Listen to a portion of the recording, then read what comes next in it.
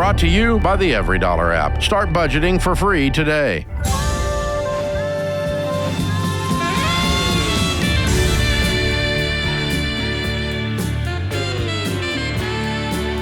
Normal is broke and common sense is weird, so we're here to help you transform your life. From the Ramsey Network and the Fairwinds Credit Union Studio, this is The Ramsey Show.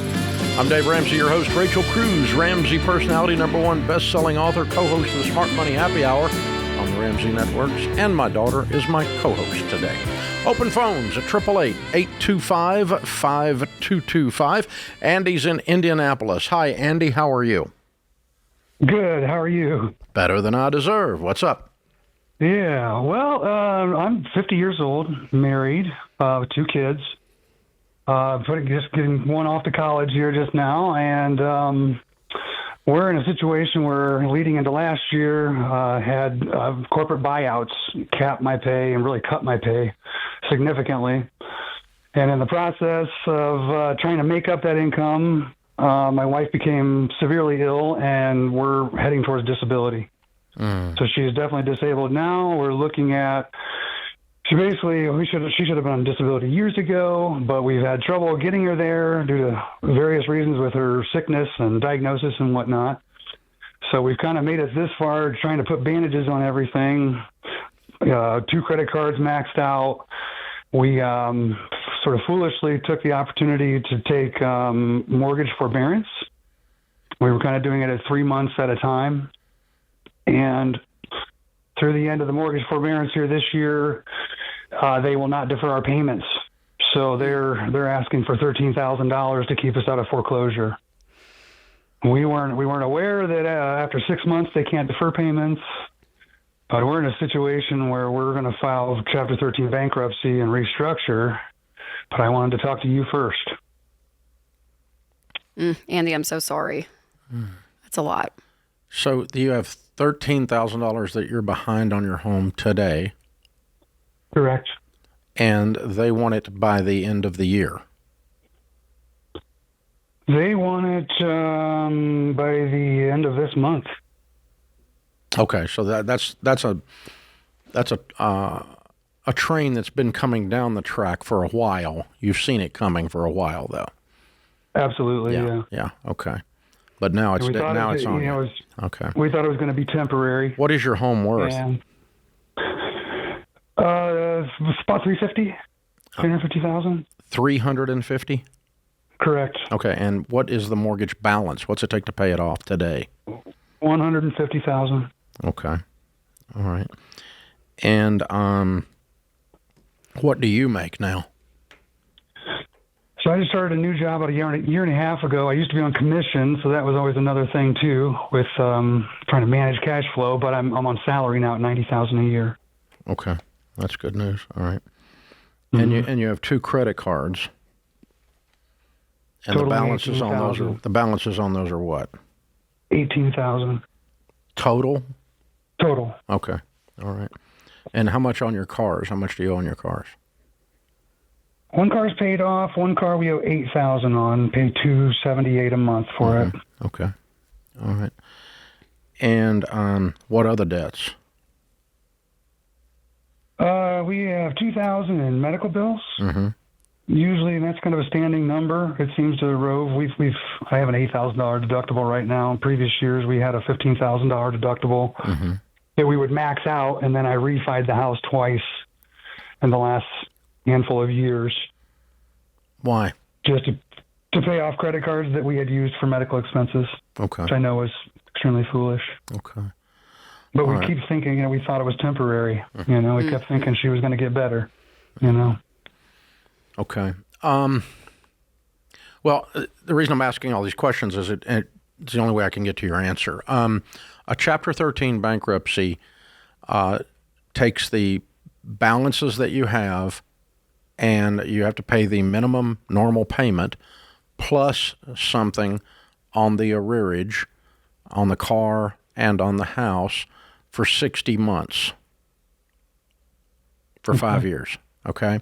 Your unsecured debt can be paid back on a formula that they use when they're calculating it. Some percentage of the $18,000 would be reduced. So pretend like they gave up half of it. So you had $9,000 that would be in the 5-year plan as well. Okay.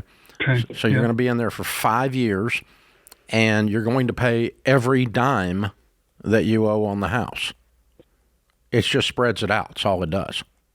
Okay. There's no deal. There's no back of the mortgage. So that $13,000 is going to be spread out over 60 months plus your regular house payment. So in Chapter 7 bankruptcy, you're going to have your regular house payment, or Chapter 13, you have your regular house payment plus something on this $13,000, whatever $13,000 divided by 60 is, okay?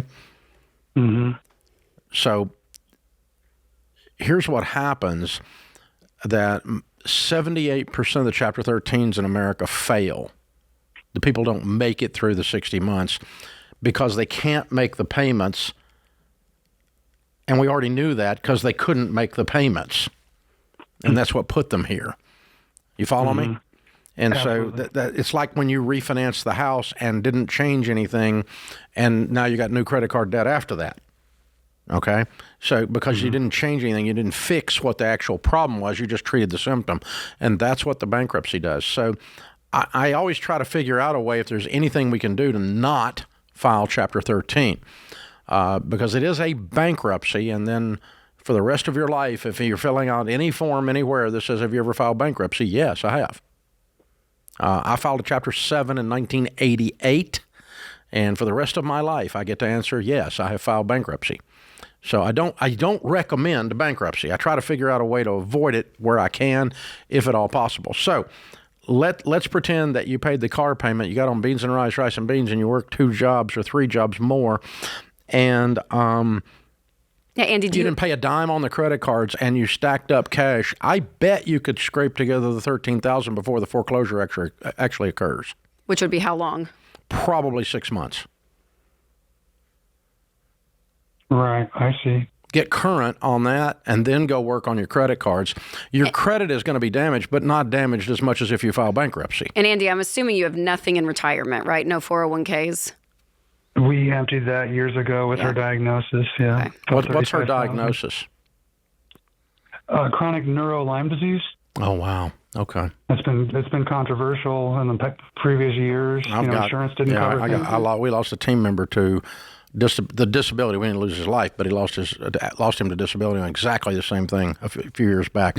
Oh man, that's harsh. Well, you remember the stimulus we received way back when, the Biden stimulus. Yeah. We spent that on a $3,000 test just to confirm whether treatments were working or not. Wow. For example, out of pocket. So we're hoping that changes. We're hoping insurance gets better, but she does not have insurance right now either. When I filed, I heard my attorney say something loud and clear, and I always say it to folks, is after you file bankruptcy, you're still in the exact same position you were except for the debt. So all the things that are draining your emotions, all the pull of this medical, all the exhaustion of fighting and fighting and fighting against the system is all still there. Bankruptcy doesn't fix any of that. And really, that's kind of what caused you to get here. So what I would do is find out how long it takes for an attorney to do a foreclosure in your state, and see if I can't scrape together the 13 by going all hands on deck before the foreclosure and avoid the bankruptcy. That's what my first goal would be.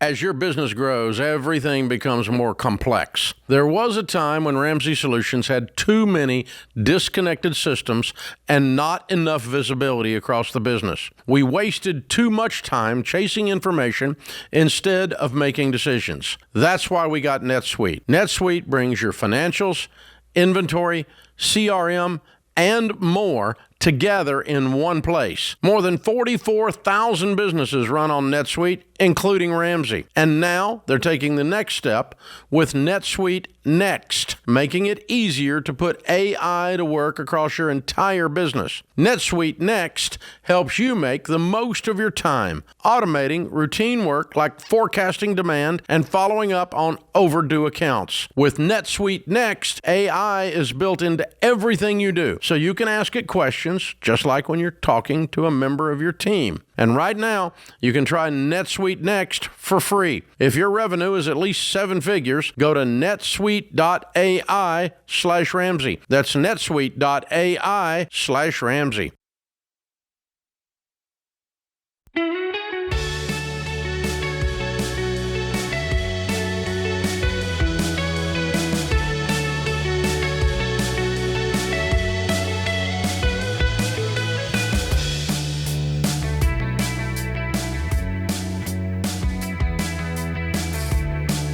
Carrie is in Minneapolis. Hi, Carrie. How are you?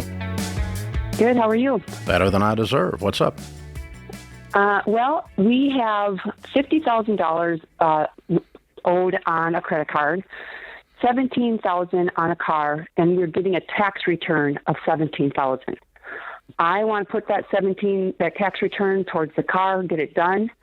My husband wants to put it towards the credit card because it's a higher interest rate. What say you? Well, you know what we say. We say pay it off small. Say pay it off smallest to largest. You knew that, right? Yes, I knew that. My husband just wants to do that credit card so bad. Well, I would not do that. I would pay off the car, and I'll be. Can I be smart aleck for a minute? If we used his plan, we'd be where you are. Exactly. Okay, so I don't need his advice. His opinion is invalid based on the pattern of his life. No, thank you. So now my smart aleck's done. Okay.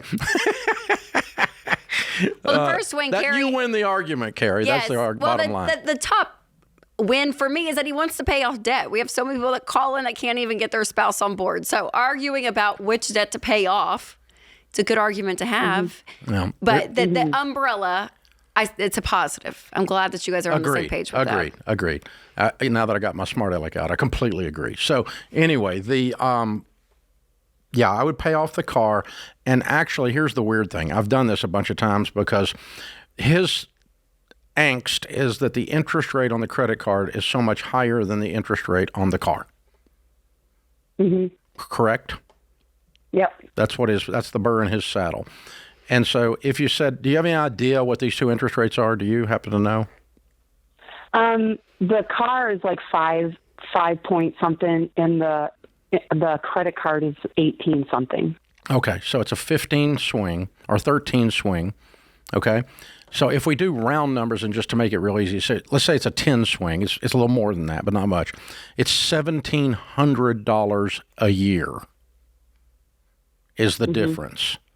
10% on $17,000. Okay? Okay. So it's costing you to do it my way, $1,700 for the year. However, you don't have a car payment anymore, and your car payment is what? About 500, over 500. Okay, and your household income is what? He brings home about $12,000 a month. Okay, and $50,000 means that if we don't have a car payment, we should pay, and we make that kind of $12,000 a month, we should pay off $50,000 in about 10 or 11 months. Oh, okay. Okay. So it won't even be a full year. Yeah. So it won't even be $1,700 difference. And the other difference is that you cannot calculate the sense that we have traction, the sense that we've done something big with this money, and what that does to the momentum towards paying off the rest of the debt. That's hard to put into simple mathematics, and all we're doing is simple mathematics. How much is the credit card payment every month? I'm just curious. On $50,000. Well, the interest would come up to almost $600 a month if we just paid the minimum. Mm-hmm. Yeah. So you're going to put. You need to put $5,000 car payment. Yeah, without a car payment, you need to put $5,000 a month on the credit card, and be done with it in about 10 months, give or take. And so it's going to cost you about $1,700. $1,700 was a round down, so we can actually be correct now. And yet it's also got the highest probability of actually succeeding.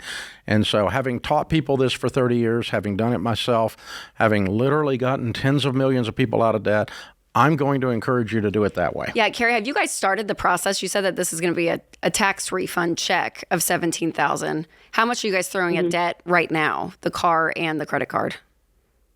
How much are we what? How much are you throwing at the car right now? I mean, are you guys paying off debt right now, or are y'all waiting on that check?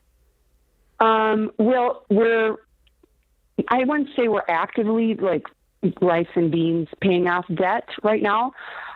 So we're kind of waiting on that check, but this check has gotten me motivated to do the rice and beans and rice thing. Good. You know, like let's get it done because it's the momentum.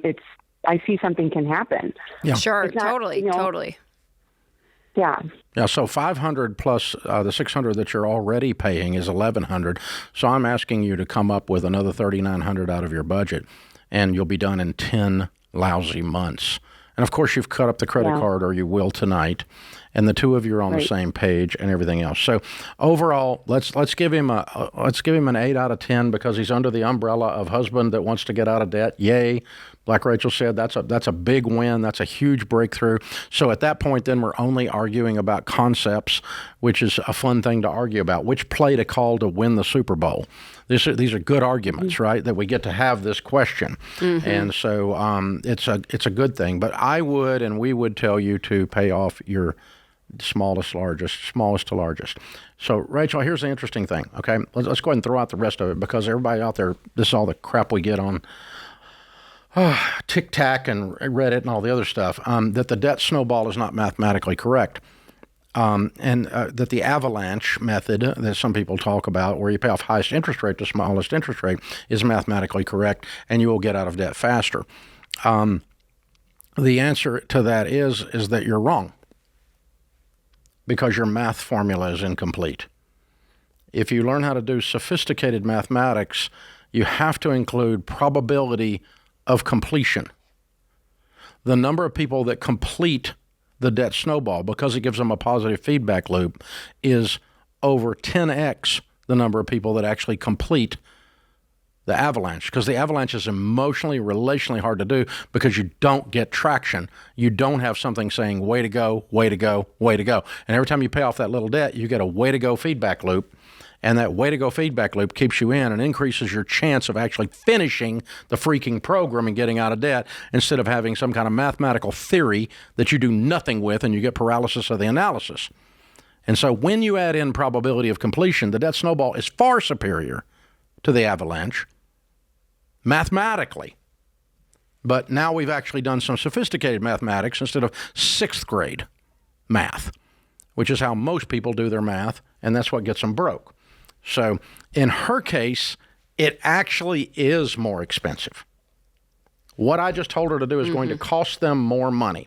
It's going to cost them about $1,500 more, maybe $1,700 more, somewhere in there, to do it the way I just outlined, if she does exactly what we just told her to do, and if he does exactly what we just told him to do. That normally is not the case, though. Normally, when you run the math out, it's like a month and a half, 2 months difference on how fast you get out of debt if you work the avalanche precisely and you completed it, which almost no one does. Well, people do. I mean, they do, but they the do. probability is much lower of completion. Yeah. And that's why when MIT did a study, they figured out that personal finance, and they came back and said on the front page of Time magazine, Ramsey's right. Because the debt snowball works because of the behavior aspects of personal finance. You're modifying behavior. You're not fixing math. Well, and always the joke is if you're $50,000 in credit card debt, you wouldn't be there if you were doing math in the first place with your bank account, Which is kind of what I just did to him a minute ago when I was abusing him. Yep. But if your math was so good, you wouldn't be here. Mm-hmm. So that's the thing. So the debt snowball is superior because you understand that personal finance, including saving, including investing, is more behavior-based than it is actual math-based. Another example of that is in our millionaire study. When we studied 10,000 millionaires, we found they weren't that great at picking mutual funds. Their mutual funds were good to okay. They weren't bad, but they weren't the best. The difference was that they actually freaking put money in them instead of talking about it. That's the difference. So the behavior matters more than the math.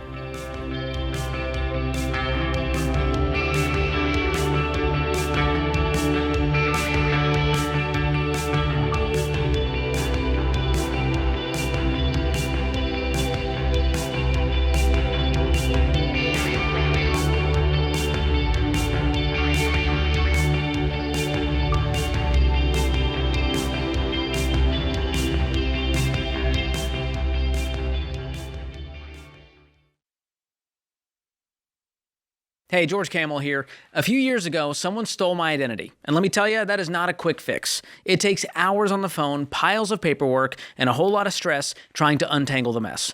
And even after that, there's this nagging paranoia because your information is already out there. And the truth is, you can do all the right things and still become a victim. That's how common identity theft is. And that's why I'm glad I had Xander's identity theft protection. When my identity was stolen, their team stepped in right away. They were monitoring my information and caught the issue, and their US-based recovery specialists helped handle the calls, the paperwork, the cleanup, so I didn't have to do it all on my own. Xander also includes up to $2 million in stolen funds and expense reimbursement, and with the family plan, your kids are covered for free. You work too hard to let identity theft steal your time, your money, and your peace of mind. So go to Xander.com to enroll today or call 800-356-4282.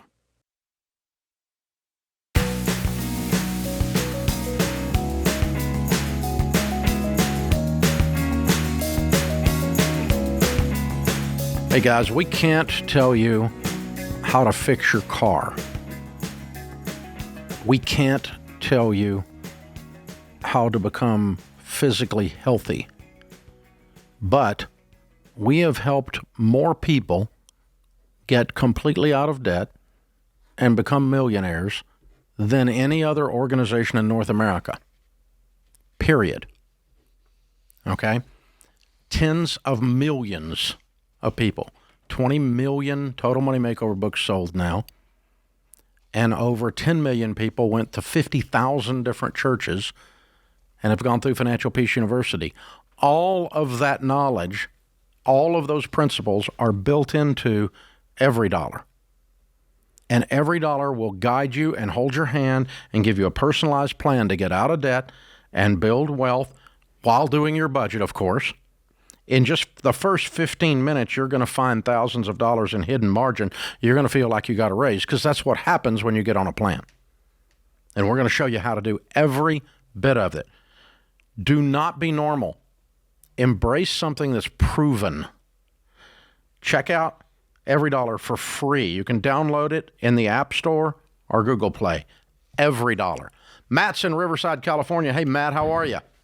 Dave, I'm doing well, but I got myself in a financial predicament with my father-in-law I just can't figure out how to get out of. Prior to my wife and I getting married, he purchased us a house for $1 million cash, and he pulled ahead $200,000 of our inheritance, leaving an $800,000 balance for us to pay off in a mortgage that he said he would help us out by just only charging us a 3% interest rate until the balance is paid off on a 15-year mortgage. So that's a lot of money, but I have no documented equity or ownership in the house, for which I pay a majority of the mortgage, the maintenance, the repairs, the upgrades, and I find myself just digging myself every month into this deeper hole that I possibly one day, if something bad happens, I will just have no equity in. Have you talked to him about it, Matt? I have, to which he said to trust him and everything will work out. No, thank you. They would. Yeah. Mm-hmm. Okay. So how old is he? He's 70. Okay.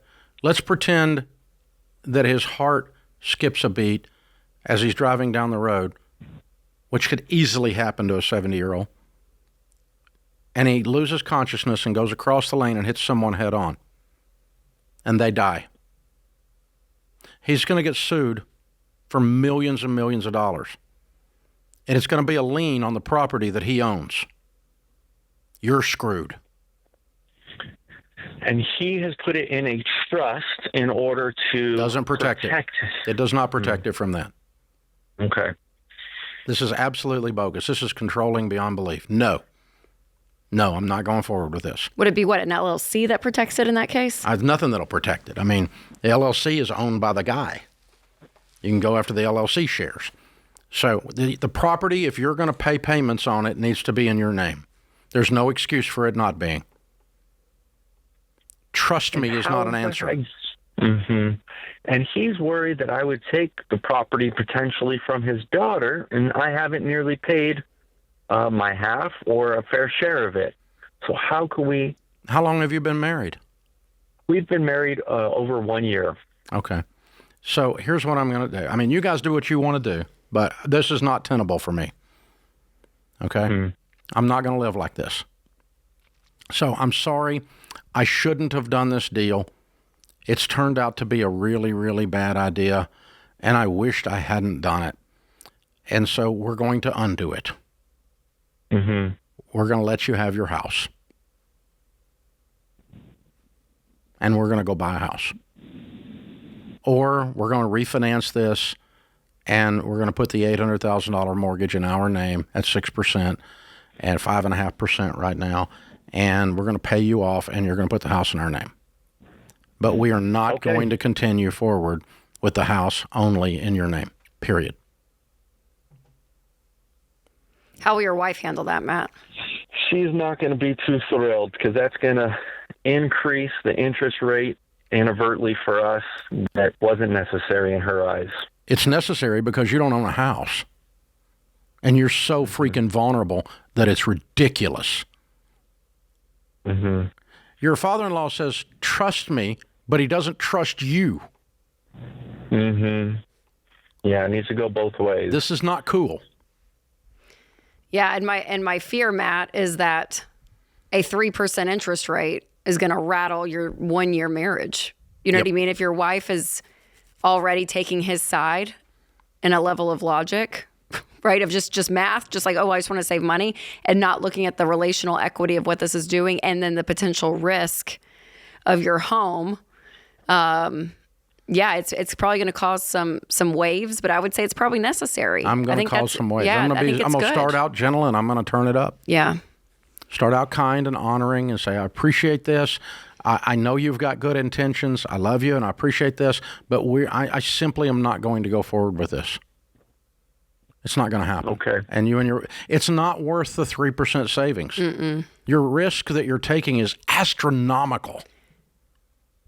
It's ridiculous. It's a horrible deal for you.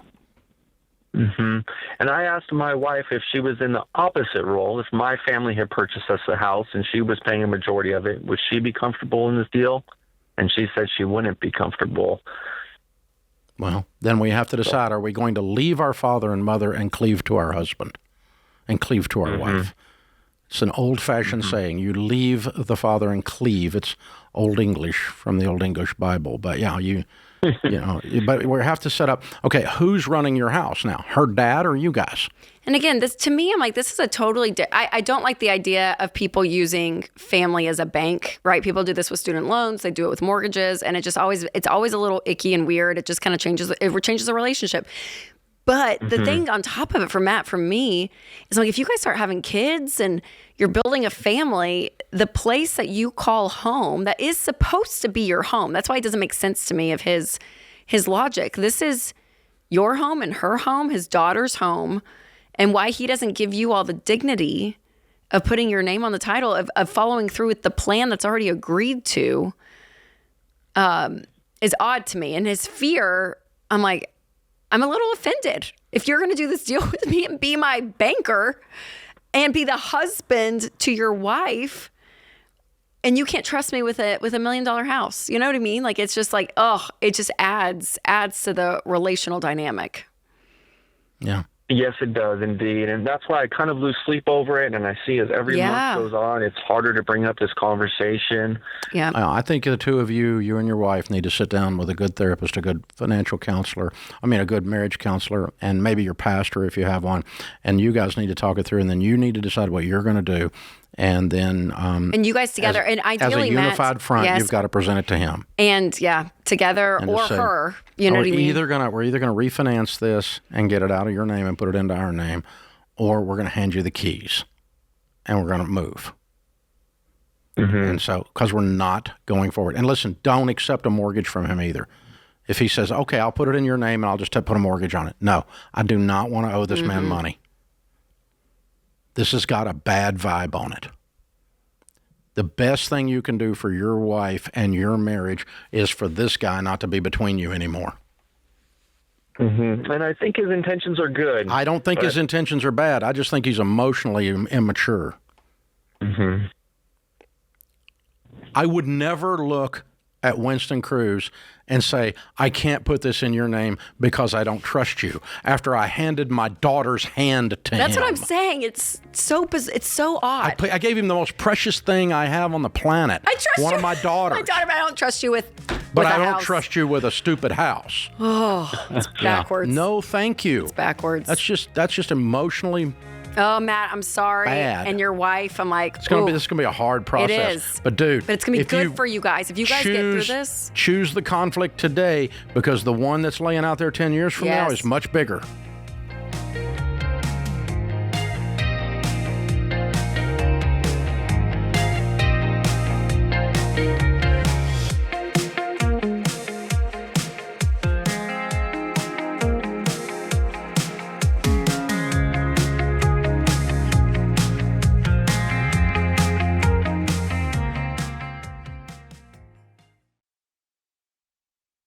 If you're shopping online, and these days everybody does, data brokers are out there right now buying and selling your personal information. Your phone number, your home address, your email, without your knowledge or consent.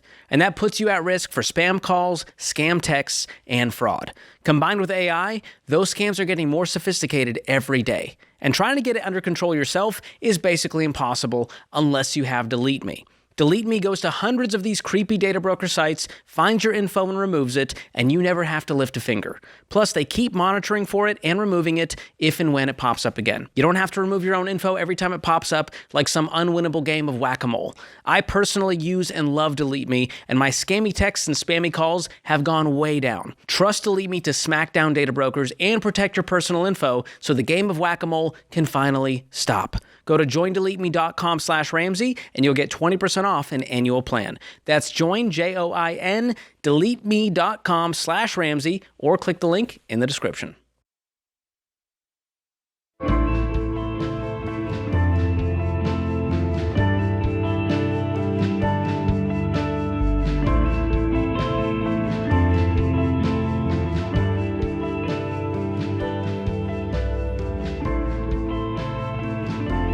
Whether you're a person of faith or not, Proverbs is the book of the Bible that is called the wisdom literature. The vast majority of it was written by Solomon, which those of us that are Christians or Jewish believe Solomon to be one of the wisest men to ever live. And he wrote wisdom in the book of Proverbs. And then we fast forward and it becomes our Bible, or in the case of Jewish person, their Bible, the Talmud, what Christians would call the Talmud, what the Jewish person calls the Bible. And the wisdom literature is, most of us in evangelical Christianity or Orthodox Judaism believe it to be literal. And so that gives people trouble in some cases, but that's okay. The borrower, Proverbs 22:7 says, the borrower is slave to the lender. Now, everybody that's listening, think about this for a second. How many times have we had payments to some organization, a car company, a credit card, a bank, and we resent that organization? We signed up for it, but by the time we finish paying off the truck, we hate Chevrolet. Or at least Chevrolet, General Motors Finance. By the time we finish paying off the Toyota, we can't stand Toyota Finance. By the time we finish up paying off Citibank, we hate Citibank. Make fun of the mortgage company name that you pay payments to. It's because slaves seldom love their masters. Now, it's not literal slavery in the sense of you gave up ownership, but it is mathematical and legal slavery, and if you don't believe it is slavery, try Financial. not having it.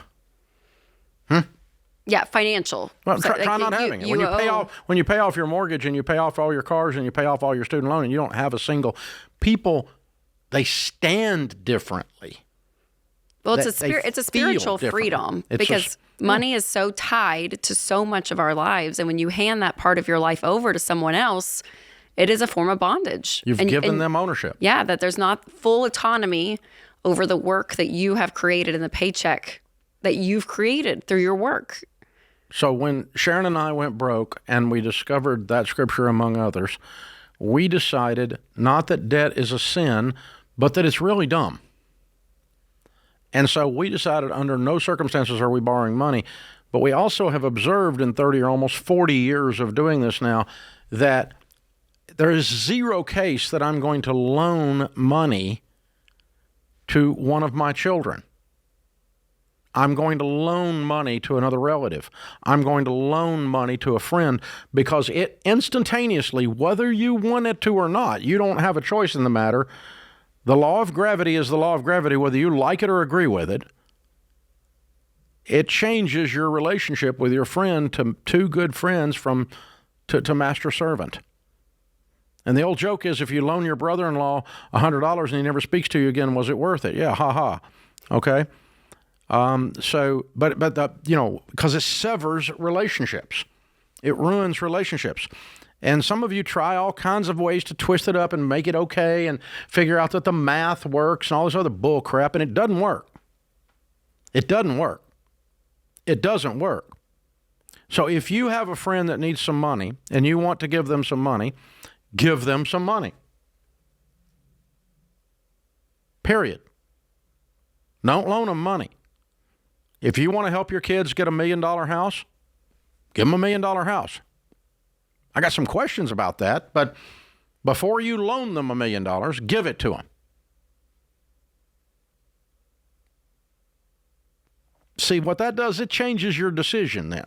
Or my mom is 69 and she has no money saved and she's paying rent and I'm going to buy a house and let her rent it from me.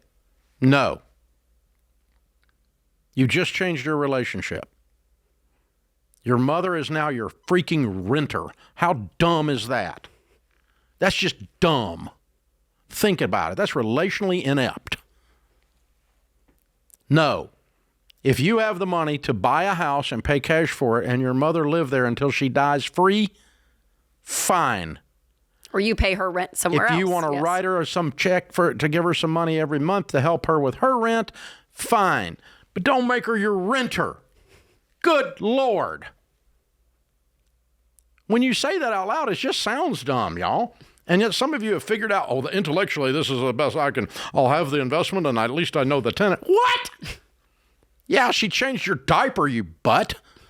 And now you're charging her rent. Unbelievable. Yeah, you know your renter. Golly. And if you have to have the rent in order to pay the mortgage payment, you shouldn't buy the house. Exactly. You can't afford the house. Right. You're doing crap you can't do. If you have to have the return on investment, you can't afford it. Don't do it.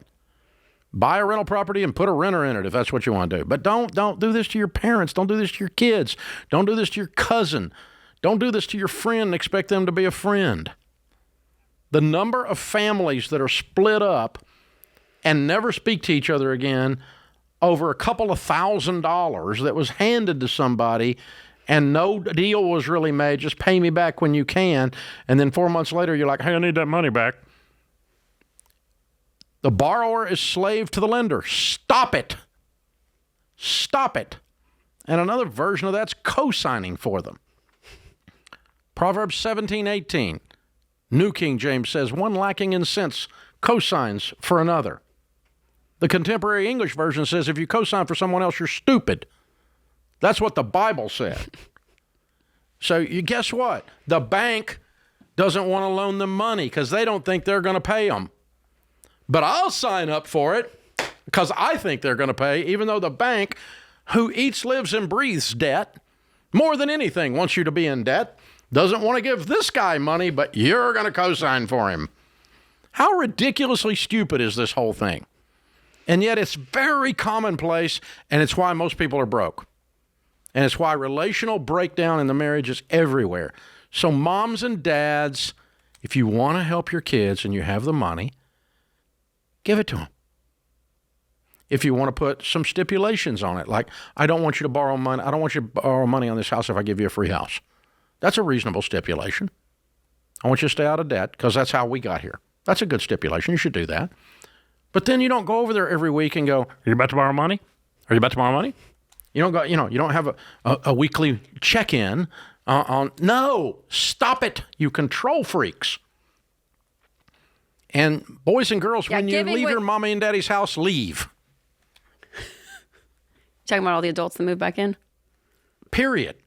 Leave emotionally. Oh. Set up your own household to where you and your husband, you and your wife are a family unit, and these other people are separate from you.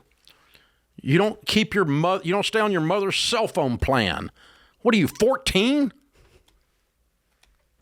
You know, get your own Netflix account. For God's sakes. Hold on. This is one I just ripped our own family on. Hypocritical. I pay my own. I know. I pay my own Netflix. But I just, you know. We have found out other Ramsey children. I just discovered that my wife gave our code to one of the other people in our family, and I had a duck fit. I'm like, you're a grown human being. Get your own freaking Netflix account. You don't need to suck off. That's ridiculous. Okay, that's okay. I know. No, get your own. You pay your own insurance. Have a life. The worst, I think, is people sharing Amazon Prime accounts with their parents. I'm like, I don't want. Well, now I know exactly what all your spending pattern is. I'm like, no, stay out of my life. I don't want to know when you order life. toilet paper. I got a new mahjong set, and I don't want you to know about it. Okay. I wouldn't have known anyway, but your mother Kelly? might have, yeah. No, but for real though, there is a separation to happen. It's very important. And the problem is, well, we're going to pay the grandkids. No, you're broke. Stop it. But be grown-ups. But if you have the money, be generous and give without strings attached. That's wonderful. And be generous. That's wonderful. Be generous. But then there's no strings attached. That's right. The borrower is slave to the lender, and you're not the freaking exception.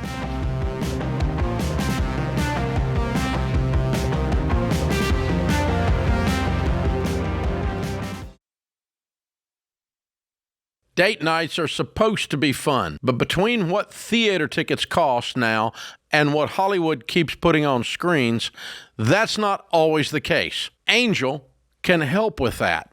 They make movies and shows your family can feel good about, and right now they have a deal worth knowing about. Become a premium member of the Angel Guild today, and you'll get access to Angel's entire family-friendly streaming library, free tickets to every future Angel theatrical release, and 2 free tickets to their new film, The Brink of War. It's about the 1986 summit in Iceland where President Reagan and Soviet leader Gorbachev faced off. It's a great movie, worth seeing on the big screen. And the best part is, when you use promo code DATE NIGHT, you get 4 months free on an annual membership. That's a great deal, and will mean some great date nights. Go to angel.com/Ramsey, become a premium member of the Angel Guild, and use code DATE NIGHT. That's angel.com/Ramsey, or click the link in the description. Limited time offer. Visit angel.com/Ramsey for details.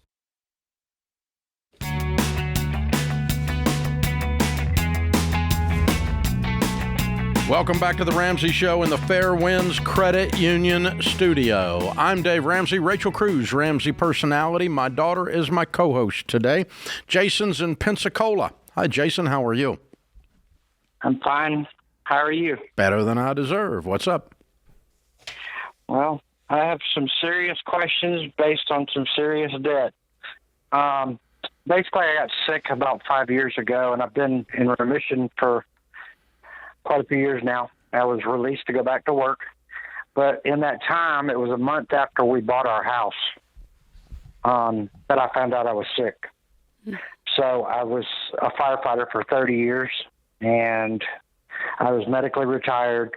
Of course, I had to wait on the government to pay me for, workman's comp, accept me for being getting cancer on the job. And then once they paid me, of course, I used my credit cards to keep my house afloat that we had just bought, and medical bills and other things. And so basically I have zero retirement. I'm 51 years old, married. All my kids are grown, and we own a house and about, not counting my truck payment, about $40,000 in credit cards. Okay. and I don't know what to do. I just know that I'm tired of living like this. But you beat cancer. Yes, sir. You beat cancer, right? Yes, sir. Wow. Well, that's the number one victory, Jason. You're still here. It's amazing. That's a big deal. It's amazing. Yeah. Congratulations, It's fighter. a hard road. Yeah. Way to go. Yes. What's the truck? What do you owe on the truck? About 40,000. And what's it worth? I'm upside down, underwater, about 8 to 10,000. So you looked it up, and you can sell it for 30. Yes, sir. I've been offered 30 from The dealer. Kelly Blue Book. The dealer called me and offered me that much. That means you probably can get 35 for it. Okay. Because that's a wholesale offer, which is not evil. Yes, sir. It's just a low offer because they're trying to turn it and make money on it. And your credit card debt is how much? About 40. So you got 80 total. Between me and my wife. Yeah, but you have 40 in addition to your, so 80 total. Yes, sir. Okay, gotcha. And you are retired medically from the fire department, and you are paid what a month from that? I bring home about $900 after all my health insurance and everything comes out. $900 a month. And then $900 a month. And then once I was released to go back to work, I went and got a full-time job, and I make that much. I bring home every biweekly. And then I'm sorry, how much do you bring home from that job? About $900 biweekly. Oh, I see. So $1,800. So $1,800 Another a month. $1,800, and then my wife brings home about $1,400 and something biweekly. Mm-hmm. And I've never done. I just started. I was passed your name via the church, so I started listening to your podcasts about 2 weeks ago, and I know on the first, because I went and got a second. I went and got a third and fourth job, so I'm side hustling about $1,000 to $1,200 a month. Good. Okay, so we got DoorDash. about $5,000 or $6,000 coming in total then. Yes, sir. We went from making basically 99,000 a year, and then I'm bringing home about 1,000 a month. Between me and my wife, we're bringing home about 1,000 a month with side hustle. Yeah. Okay. So about 6,800. Yeah. With the side hustle. Yeah. Yes, ma'am. It's great, Very Jason. good. Great. Yeah, you're not afraid of work. So sounds like your health has recovered pretty well. Yes, sir. I just had a section of each kidney cut out. Okay. But you're back and back and working, and I'm not afraid to work. Your new job your new career, the 1800, is what? I deliver nuclear medicine. Okay. It's a delivery job. Okay. All right. Yes, sir. Delivering nuclear medicine to hospitals. So Gotcha. that's the way I figured I could still help. Yeah, sure. They helped me, so now I'm helping them. I just wonder, Jason, if you're able to sell this truck, take out a small loan of maybe 14, go get a $4,000 car, have the difference of the 10, put all that together, and then your credit card. And if you guys can throw $2,000 a month at this debt, you could be out in 2 years. Okay. Which is and then you'll be in a position to rebuild your retirement. Yep. Now the other piece that goes with this is you made a lot more than this when you worked for the fire department, didn't you? Yes, sir. I was a federal firefighter, so I worked on the base. Oh wow. Okay. I was civil service. Yeah, but I you were making a lot more than 90. $1,800 a month. Yeah. Okay. So. Oh yeah, we were making about 9. I was making about 90 before, not even counting my wife, and then we dropped it. Now I make with my retirement about 27. Okay, so yes, I would sell the truck and get a $4,000 car and start working on the credit card debt and work 8 jobs. That's what you're doing. Every bit of that makes sense to me. I also would tell you that you're in Chapter 2. Chapter 1 was a $90,000 firefighter. Chapter 2 is not an $1,800 delivery driver. That's a temporary stop. Yes, sir. So we got to figure out what Chapter 2 is that's 90 or 120,000 a year, because you're only 51. Yes, sir. So you've got lots of time to do lots of things, and you know a lot about things in and around emergency care, first responder stuff. Yeah. There's a lot of options and things that you may be able to do there. And I would explore every bit of that and say, okay, what do I want to be when I grow up? Mm-hmm. I'm starting fresh. And what you did is you landed on your feet, got anything you could get so you could get back to work. And this enables you to get back to work and help people, which is good, but you're not making any money. And so I want you to go help people and make a lot of money. And because it cleans up your life and it's the final step of your rebound is to get your income back up to where it was, not just your debt or your finances back where they were. Yeah, because if you can, Earn Jason, that kind of money, you can get out of this mess fast. Yeah, absolutely. And then, just think you working, 10, let's say 10, 15 years. And if you invested $3,000 a month, just threw a ton at retirement every single month, it'd be about $640,000 To retire. is what it comes out to be. You can retire a millionaire. Yeah. And that's just that at 10%. So, I mean, even if there were some great months going on, and if you went a little bit, more and worked a little more, I mean, all of it, like the numbers really can work in your favor. Yeah. But part of this is you have to emotionally recover from thinking you were going to die and from recovering. You recover mentally. I mean, you have to recover mentally and emotionally and then start to see, the possibilities again in your income. And the frustration of cancer, of like what it's taken from you, your health, stole from and you. then your money, your retirement, everything. Stole like, everything. It's like so a thief. defeating, so defeating. Maddening. But the fact that you are here, Jason, Amen. and you and your wife on the same page, Amen. you really can make a great second chapter of your life. So I'm we're going to send you a copy of Finding the Work You're Wired to Do by Ken Coleman. I hope it'll help you.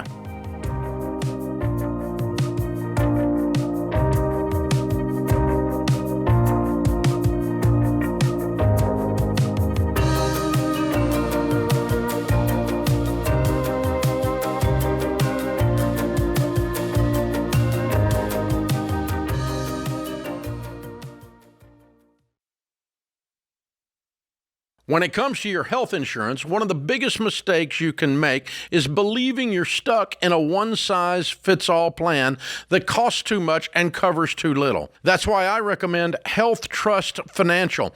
They're the only Ramsey-trusted health insurance partner because their advisors take the time to understand your situation and help you explore the coverage options that are available to you. Whether you've changed jobs, welcomed a new baby, or had some other life event, Health Trust Financial shops multiple top-rated insurance carriers for you. Then they help you understand your options so you can make a smart decision instead of guessing. I've recommended Health Trust Financial for more than 20 years because they work for you, not the insurance companies, so they offer unbiased advice. Visit healthtrustfinancial.com to connect with an advisor today. That's healthtrustfinancial.com.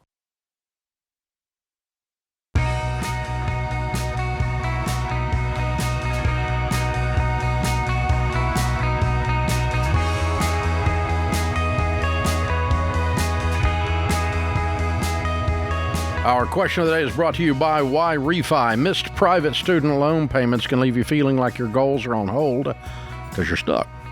Why Refi helps borrowers explore low fixed rate refinancing options that'll fit your budget and make you not stuck. Visit whyrefi.com/Ramsey. Might not be in all states. Today's question comes from Evan in South Dakota.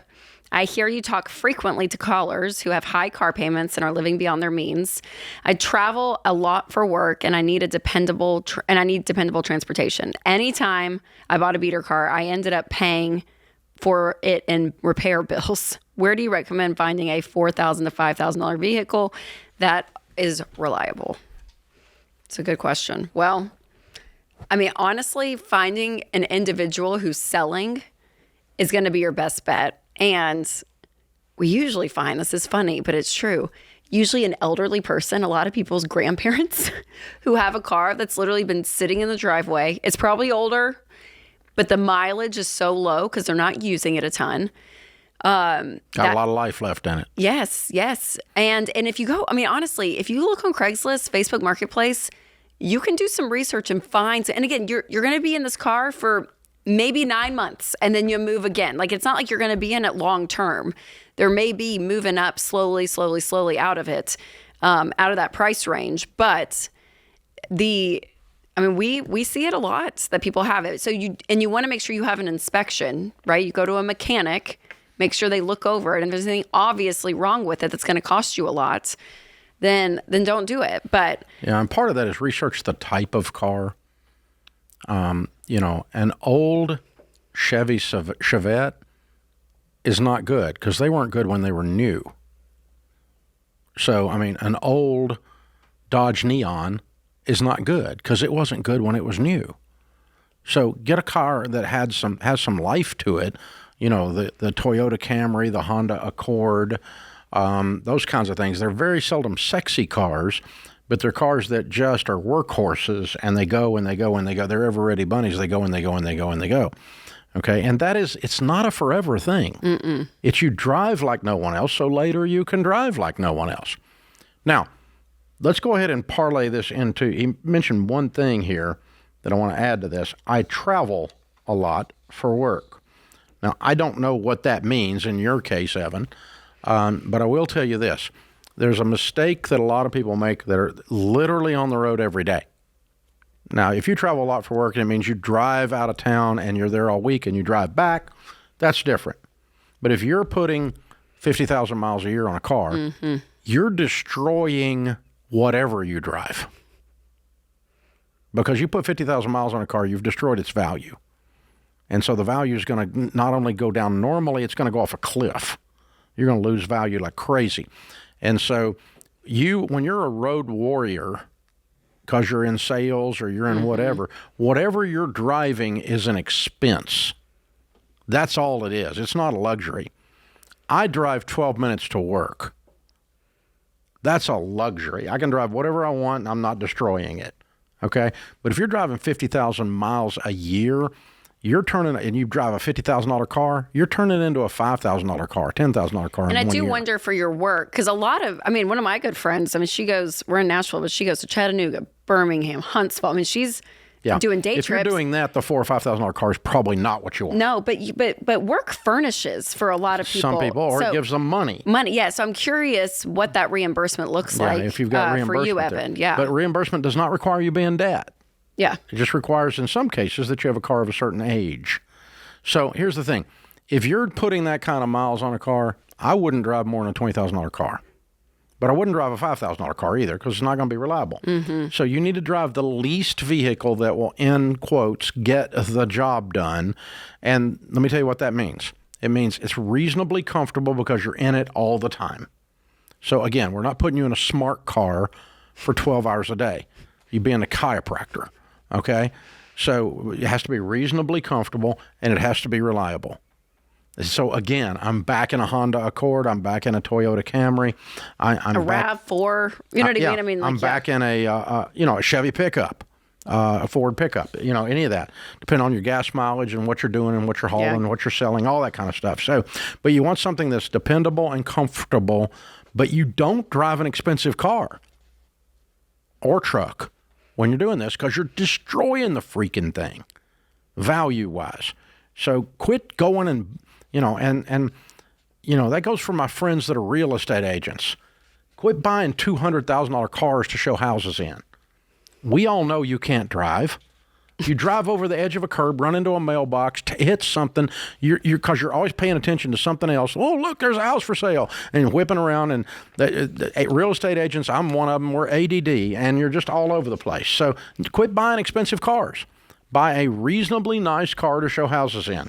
But no one buys a car buys a house because you had a $200,000 car versus you had a $50,000 car. Nobody does. That's just bullcrap. That's in your head, and you're justifying buying something you can't afford. Stop it. So all of that to say, Rachel's right. When you're doing the $4,000 to $5,000, there's plenty of good ones, but they're usually not cool. They're not cool cars. Well, they're not, and no it's not one's going to stop at the stoplight and go woo-hoo. Well, and it might be 7 months, and you're going to have to trade out again, which is a pain. But if it's the thing that gets you out of debt the fastest, that's the inconvenience. That's worth it. We did it. We drove a borrowed car that had 400,000 miles on it. and I drove it for 400,000 miles. No. It did. It did. It was an old Cadillac. It had predominant color was Bondo. The vinyl roof was torn loose. We drove it for 3 months. I told people we drove it for 10 years in 1 3-month period. It felt like 10 years.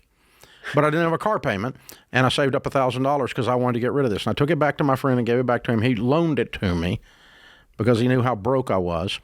And then I got a $1,000 car, and that $1,000 car, believe it or not, got totaled.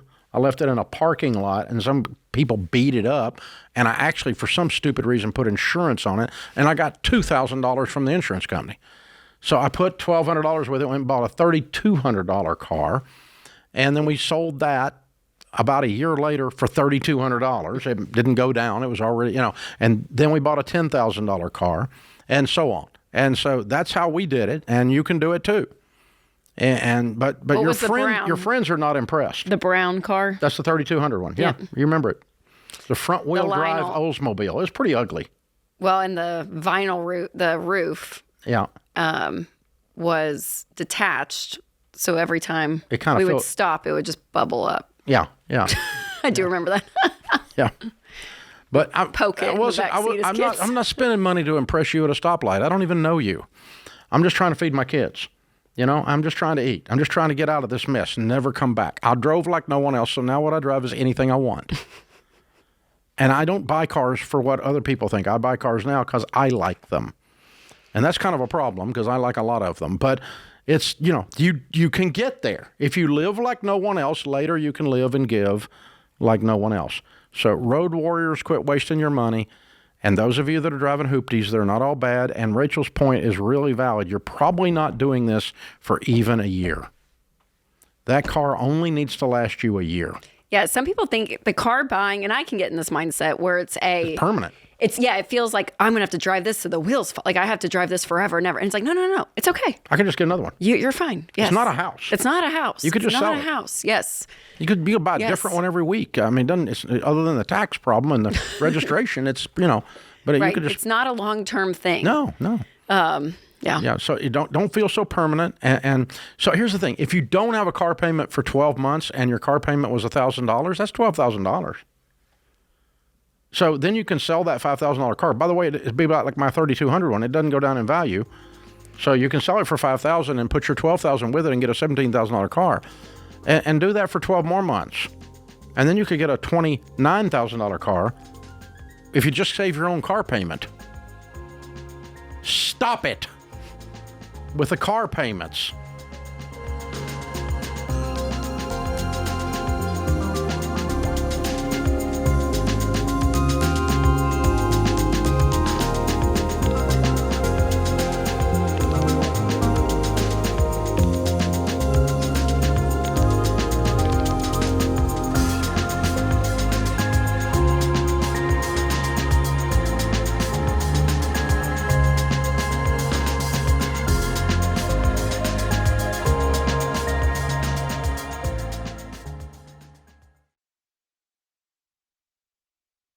One of the biggest mistakes home buyers make is talking to a realtor and shopping for houses before understanding their real budget. And that's how you end up falling in love with a house you can't afford and trapping yourself in a bigger payment than you can handle. That's why you should talk to Churchill Mortgage first.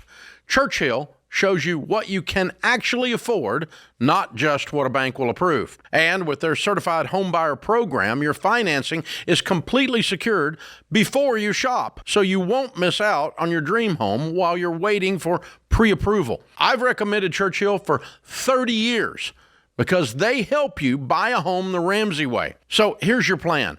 Contact Churchill, know your numbers, and then when you find the perfect house, you're ready. Go to churchillmortgage.com/Ramsey offer for a special offer only for Ramsey fans. That's churchillmortgage.com/Ramsey offer, or click the link in the description.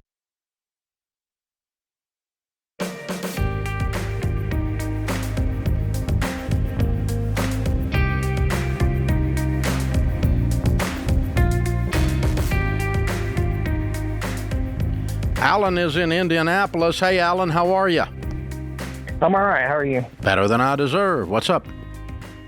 So I'm looking for some help getting my fiance on board with sticking to a budget. Okay. How long have you been engaged? We've been engaged for about a year. Okay. And when will you be getting married? Well, we haven't set a solid date on it yet. We've got a 1-year-old, so between taking care of him and I'd like to be a little bit better out of debt before we get married. Why? You already had a baby. Yeah. I mean, what's the point? Might as well get married. Yeah. Okay. Anyway, side subject. All right. Now the How old are you guys, Alan? I'm 26 and she's 25. Okay, great. And what's the conversations been like about budgeting together? You're not married, so you technically should still be on separate budgets with separate incomes and everything until you're legally married, just to protect. She needs that protection for her, and you need that protection for you. But well, she won't be entirely honest about how much that she has. I know it's excess of $15,000. Why won't she be honest? You know, I don't think she wants to tell me how much, and I know she hasn't been paying a lot of it.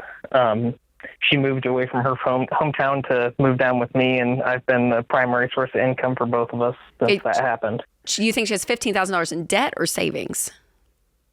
Debt. Debt, okay. And why would she not want to be honest with you? I think she's embarrassed about it. Because of the way you've presented it? I mean, that could be some of it. I think she doesn't like where she's at, and she doesn't want to open up to me about it entirely because it's a vulnerable thing for her, and that's something that she kind of struggles with, being vulnerable, especially about stuff like that.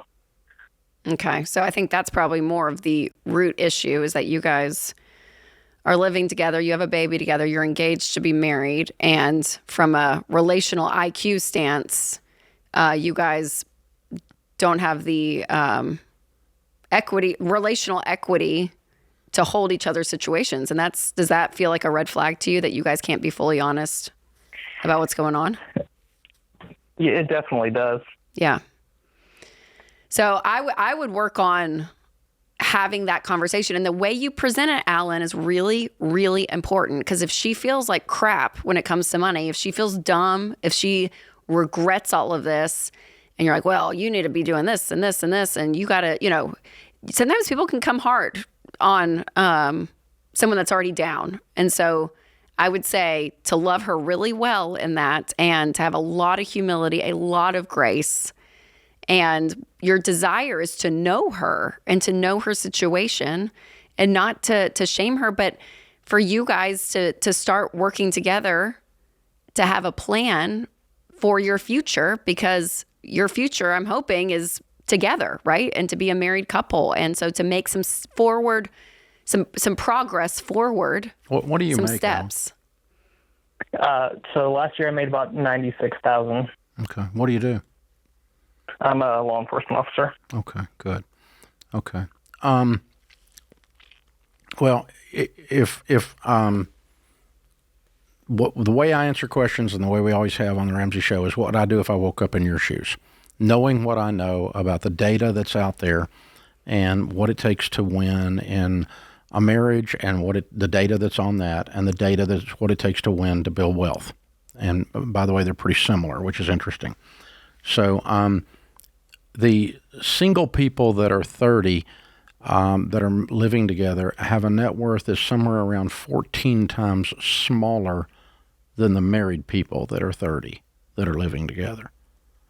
And so the data tells us that marriage tends towards a much better financial situation versus being shacked up. Okay, that's what the data tells us. Uh-huh. So now that I know that, I'm getting married this weekend. Not for the money, but I have a child. But you have quality. I'm taking this lady. I'm already taking care of her. You're basically married, Alan. You might as well be. Yeah, might as well be. And so go ahead and get that done. And there's no I have to get out of debt first. I didn't have to wait to have a baby. So no, I mean, that's a lot bigger deal than getting out of debt. So let's that's what I would do. I'd get married this weekend. And then, to Rachel's point, I would begin to say, okay, we are going to work on all of our prosperity and all of our bright future together. And we together are going to make decisions that cause that to happen. And I'm going to help and you're going to help, and we're both going to have a vote. And we need to sit down and say, okay, what's blocking that? And so whatever debt you got, hon, we're going to clean it up right quick. That's our first thing. And then we're going to start saving money for retirement. Save money for an emergency fund. Then we're going to save money for a down payment. Then we're going to save money for retirement. Then we're going to save money for junior's college fund. And then we're going to pay off the house. And we're going to become millionaires in the next 12 years. And we are going to sit down together and we're going to look at that, and we're both going to tell each other everything about everything. And I'm going to help and you're going to help. And that's what Rachel's talking about, building relational equity. And there's no shaming in that. It's like, you did what? Unless after we agree to doing something, you go back and do something else. Yeah, but the power dynamic in the situation. Is she home with the baby, Alan? Because you said she's not bringing home an income, right? She is. She works part-time. So, okay. Because she feels like she needs time out of the house, and I'm not going to be one to argue with that. Okay. So. Yeah. No, it's great. It's great. Yeah. So that's what I would do. And you say, I want us to be aligned on saving money. I want us to be aligned on getting out of debt. I want us to be aligned on what we're spending, and both of us talking about it and both of us having a vote in this as a husband and wife team. And let's go see the pastor of the Justice of the Peace this weekend, and then let's go build our life together. Yes. And because you're trying to run around with one foot on the boat and one on the dock, and the boat keeps rocking, and you're going to end up in the lake. Mm-hmm. And so you need to get all in to the boat or back off on the dock, one of the two. And remember, Alan, money it's not the end goal, right, of marriage for you guys. It's the working together thing. Exactly. It is. It's what it produces, what the money represents. When you guys are on the same page, you both have a voice. You're both being heard. Both of your opinions matter. Like, all of that is a practice to every other part when you're talking about parenting and you're talking about in-law, right? Like, you're all the same person. And so when you can kind of work on one area of your life like that to get on the same page together, it's huge. And to know her and to serve her well. Honestly, yeah, Alan, I would be like, you're a police officer. You know what to do. Step up, Yeah. Step up and take care of her. Yeah, you see the families every day that things aren't going well with. Yeah. And so, you can just, all you got to do is look at that and go, that's my anti-mentor. I'm going to go the other direction of those things. And none of the things Rachel and I have been talking about is what you're seeing. Yeah, the life you can create, Alan, as a husband, as a father, like, all of that is incredible. Like, men that step up to serve and protect and take care of. Yes, it is literally part of your DNA in your job. And when men do that, and their wife, again, I'm so big on this, but they have an equal say. They have the ability to have an opinion, and they are heard. Like, all of that together is beautiful. It is. Almost every man I know, and we also see it works. And it works. It's very practical. Yes. It absolutely works. What ends up happening is you have a high quality marriage, and you've got lots of communication. She feels secure. Yeah. You feel like you are doing your part. Yep. And stepping up. Like, all of that is in this conversation. And so I think there's a quality of marriage element there that's so big that you get to step into, Alan, and not to shame her, but you get to walk beside and help. And it's a beautiful thing. And thank God for that, for two parents like that with this baby, Good for this kid. Yeah, absolutely. Get married this weekend.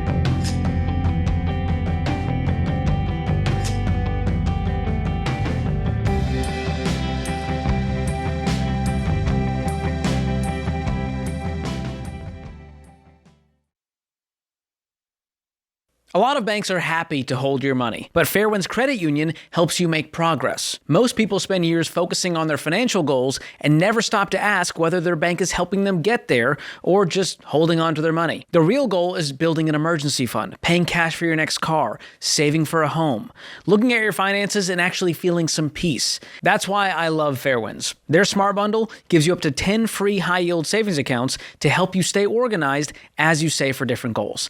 Plus, early direct deposit and no monthly fees. And you get support from real people who want to help you win with money. You can even get the Ramsey Debt is Normal, Be Weird debit card, which is linked to your free Fairwinds Spend Smart checking account to tell the world you think differently about money. So look, if you're working the baby steps, your bank should be helping you move toward financial freedom, not just park your cash. Go to fairwinds.org/Ramsey to open your Smart Bundle and start making progress today. That's fairwinds.org/Ramsey. Insured by the NCUA.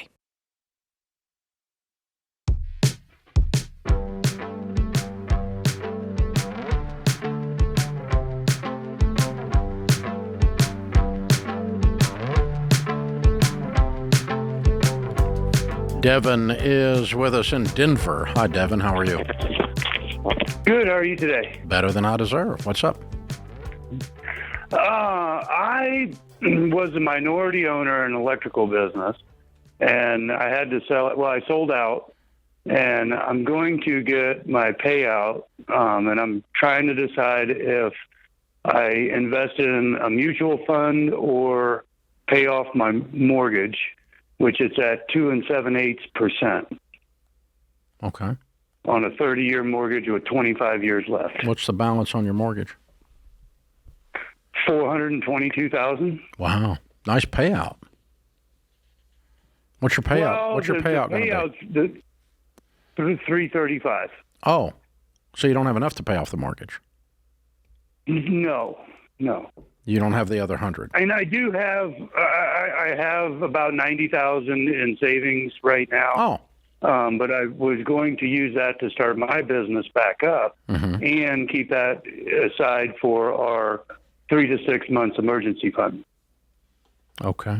All right.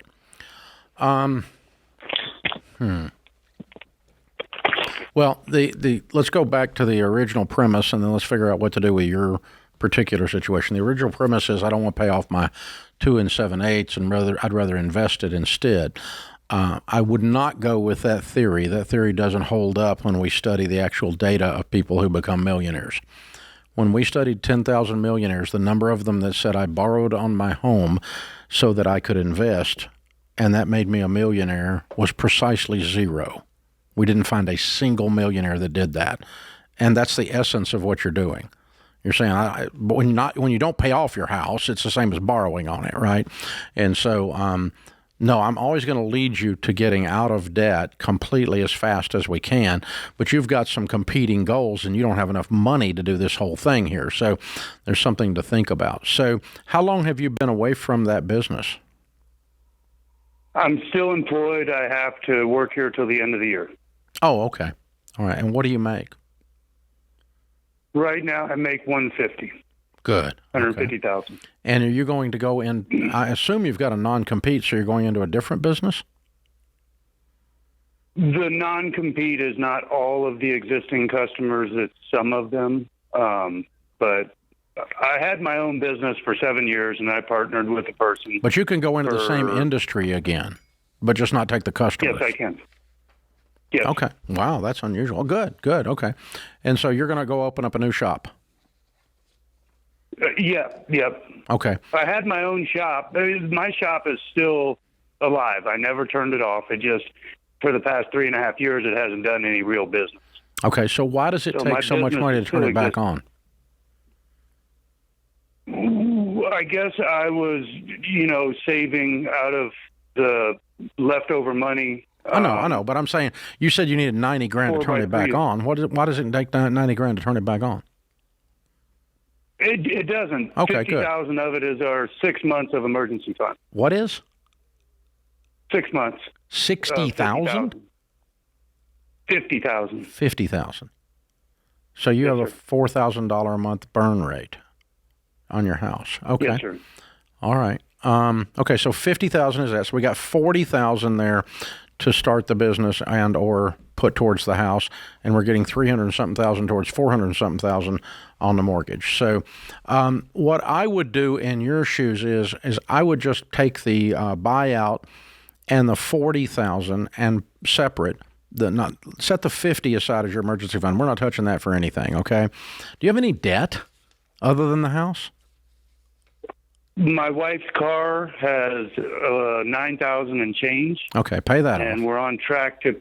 Okay. Pay that off today. Okay. Just write a check and pay it off. Okay. So now we got 30,000 to start the business and 50,000 in emergency fund, but you don't have any payments but a house payment. Am I right? Correct. Okay. Now, then what I'm going to do is I'm going to take your 30,000 and park it with your buyout money in just a high yield savings account for 6 months and let it just sit there while you get your business started. When you get your business started and you're back to making $100,000 a year again, which will be pretty quick, I suspect, because you're going to start working on it between now and the end of the year to kind of get it restarted. It's not going to be a cold start in January. Then when you get back to making $100K again, then I'm going to take that money and throw it at the mortgage and be done and be mostly done with the mortgage. And then your mortgage will be paid off in about 3 years or 2 years. If you do that. Okay. And when you don't have a house payment, it changes the way you do business. Your business will prosper. When you don't have a house payment, it changes everything. And people do not grasp it until they don't have a house payment. And then you take that huge cash flow that you've got without a house payment and you go become a multimillionaire. And really what this buyout has done is it sets you free from all this debt. And it took me a minute to kind of wander around through our system to get you to where I would go. That's what I would do. I would not keep the mortgage like it's a pet just because it only eats a little. Mm-hmm. Just requires a little bit. Yeah. It's still there. 2 7/8. Yeah. Little bowl of dog food. It's exciting, Devin, though. Make some big headway. You did great, with some man. of this. Yeah. It's a great deal. Well done. Very good. Stacy's in Boise, Idaho. Hi, Stacy. How are you? Hey, thanks for taking my call. Sure. What's up? So we have maybe an unusual problem. My husband and I have been on the same page for 27 of our 30-plus years of saving, scrimping, not spending money. And we are now at I think, a very good, safe place. And I am comfortable starting to spend some of that money. Good. And what's the safe place? What's your net worth?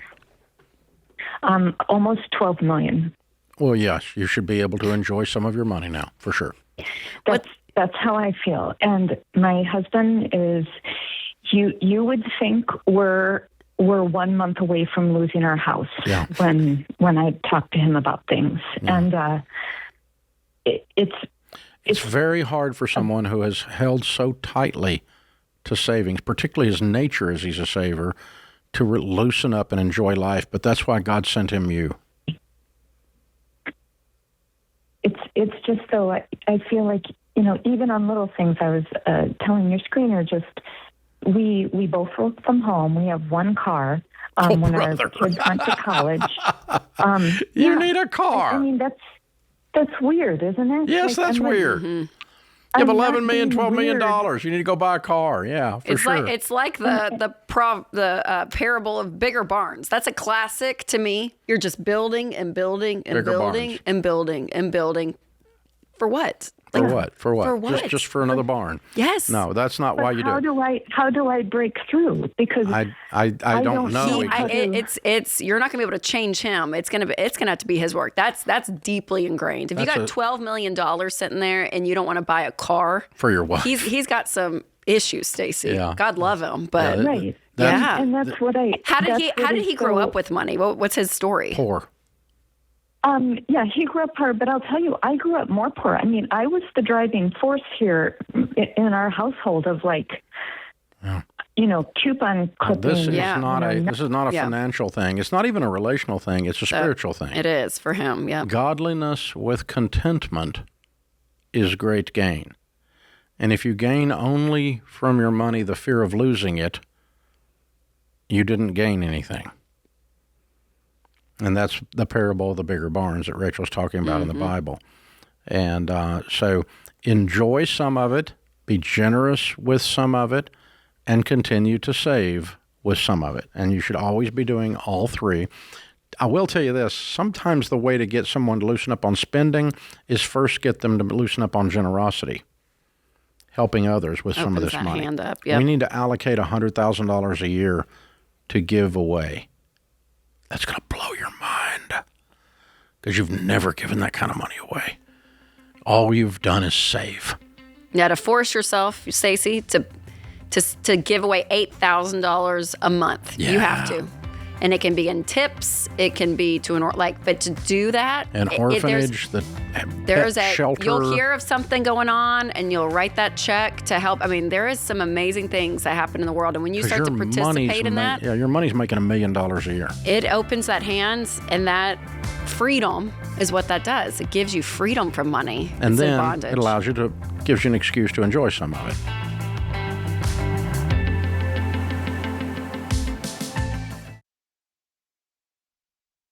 When you're trying to hire, you don't have time to dig through stacks of resumes, hoping someone halfway decent floats to the top. That's the world's least fun game of Where's Waldo. What you do need are qualified candidates who won't waste your time because you can be sure they actually want your job, which is why I love the way ZipRecruiter is helping small business owners right now. ZipRecruiter has a new feature that finds the kind of people who will go the extra mile for you.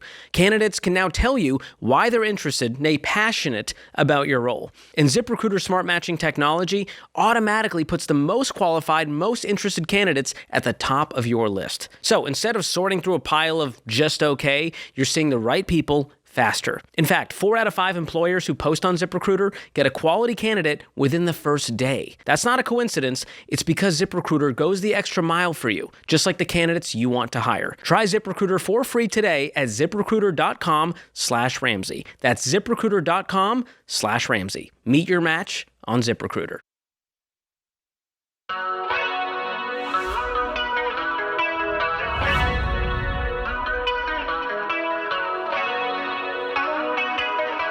Welcome back to the Ramsey Show in the Fair Winds Credit Union studio. Stephanie is with us in New Haven, Connecticut. Hi, Stephanie. How are you? Good, and you? Better than I deserve. What's up? So my question is, I have an issue. I'm currently 6 months pregnant. Yay! My husband and I, yes, with my second child. My husband and I are trying to get ready for this maternity leave, but we don't really have a solution. I am the breadwinner. I am an entrepreneur, so I won't be having really any income during my 3-month maternity leave.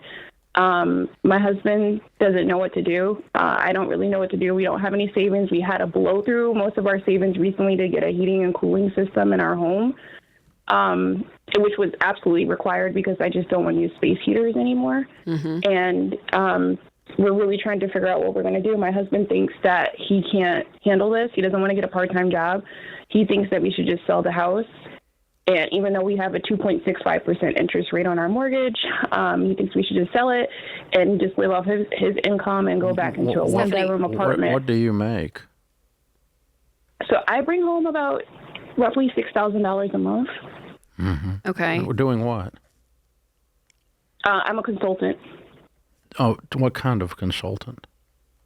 I help businesses with grant writing and strategic plans. Say again. We help businesses. Strategic plans. Strategic planning. What does he do, Stephanie?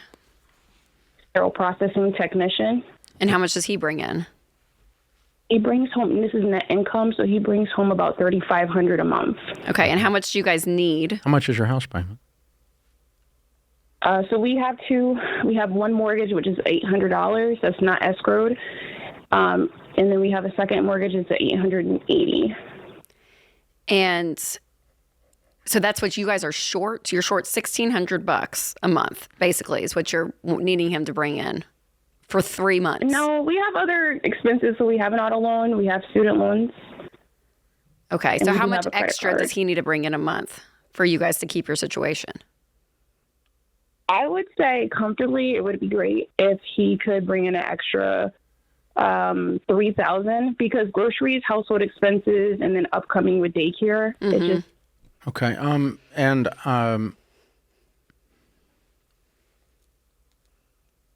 right. How much is the car payment? Car payment is $350. Okay. All right. Yes, he should pick up a part-time job, and you should keep your home. And you're self-employed. When we're self-employed, we don't get the same benefits as employees. Right. And so there's no reason for you to be off from work for 90 days. Oh, man. You're self-employed. Nope. I'm You sorry. do strategic planning and consulting. No, I disagree with that. You push a baby out and try to be somewhat normal 60 days later. So nope. This is what y'all signed up for. Nope. Husband, get to work. Nope. Yeah. He doesn't want to get a part-time job. Well, that's and the no, problem. I don't That's wanna the work. problem to me. That's the problem. Go get a job, dude. Go get a job. Don't make your wife, after you've been through what you've been through, and you should have seen me 60 days after a baby. No. Nope. Yeah, well, it's a difference between whether you have to keep your house or not. I guess so. It just sucks. You just decide, Sucks. you both signed up for this. You're self-employed, and you plan to have a child, and you have no money. And instead of keeping the space heaters, you decided you had to have heat and air. Now you're going to sell the heat and air with the house, I guess. So you've made some choices here that it painted yourself in the corner, and you're going to get pain on your feet. That's fair. I hear that. You're going to get pain on your feet. So you're going to have to decide. We have to choose our pain. Pain is coming. Okay? And the pain I would choose if I was in your all shoes is I'm with Rachel. He needs to go get 6 jobs and take care of his family and do all that if he can. Yeah, but if you could do something a little bit. And if you can do a little bit of work from home, that you're gradually re-entering faster than the 90-day swing because you're not an employee. You took on running a business. And so, you don't have a choice. You get to go back to work. That's it. If you want to keep the house. Really, both of you should be willing to do some of this, or make the decision to sell the house. But I don't agree with him that he just gets to bail and do nothing. I'm with Rachel on that. That's no. That's crazy. No, he needs to step up. But I also think both of you made this mess. And so the thing I want to take away from this more than this particular situation is fixing how we got here, which is, no savings, lots of debt, owning a home, sell the car. I'd sell the car before I sell the house. 100%. But it doesn't fix the problem. All right. If you told me $1,200, that car would have been gone about a minute and a half ago. Yeah. But it's not. It's $350, so it doesn't fix the problem mathematically to get rid of it. But yeah, I think there's going to be pain. Now, the two of you look at it because of where we are. Now we have to decide what the name of our pain is. Yeah. And, gosh, it would be... So the house conversations always... We're getting more and more of these calls. And the housing market, people are frustrated. They're sometimes frustrated with our advice because we're very conservative on the numbers and what you can buy. But this is why. Like, if your house payment and... $1,600. And everything... Yeah, it's true. It's not that bad. Yeah. It's not. It's just they just had no money. But when you buy a home and you're a homeowner, you're stuck in this. You're stuck. And to get rid of that, it's expensive. To have to move out and then go back and re-enter into the housing market. Yeah. So what I would say to you and your husband then is we love you and we want you to win. 10 years from today, you'll be glad if he takes extra jobs and you take on work as you are able, reasonably, after the baby. Snapped. Okay? Got 3 kids. I was like, mm-mm. Well, I know. But, again, when you're self-employed, there's a lot of times I've come to work sick for years, and I don't have a choice. I don't have a choice. If I blow out my knee, I put it in a cast, I come to work. I don't have a choice. Do you understand that is very different than growing a human being? I know. I'm not debating. I was sneezing a lot, but I came to work. Such a hero. Such a hero.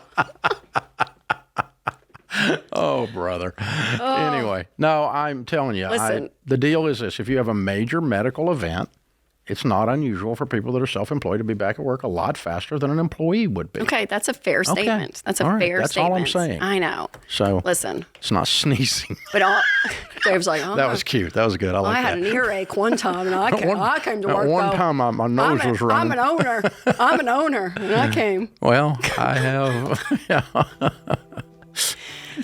Yeah, I'll tell you. It's the other thing is okay. Let's if we're going to continue the fun, you know who comes to work in Tennessee when it's snowing? The people that own the business, not the employees. Not many of them. And that own trucks. Only the hardy of hardy employees show up. Trucks come in. Well, that's it. Listen, the Tesla doesn't have four-wheel drive. I ain't going to get on a piece of ice in Tennessee. I wouldn't get on anything with that Tesla. You won't even get in the Tesla.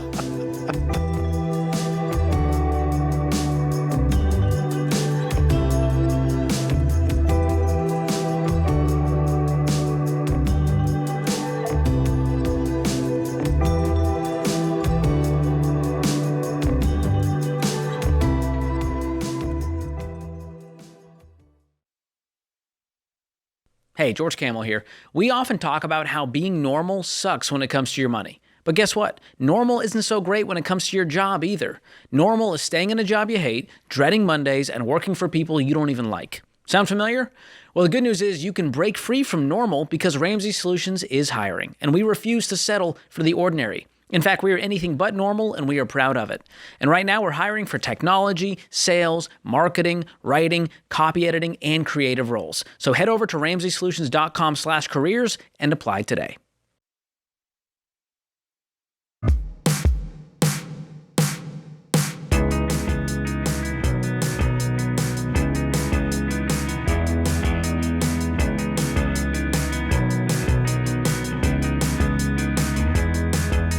Rebecca is in Tampa. Hi, Rebecca. How are you?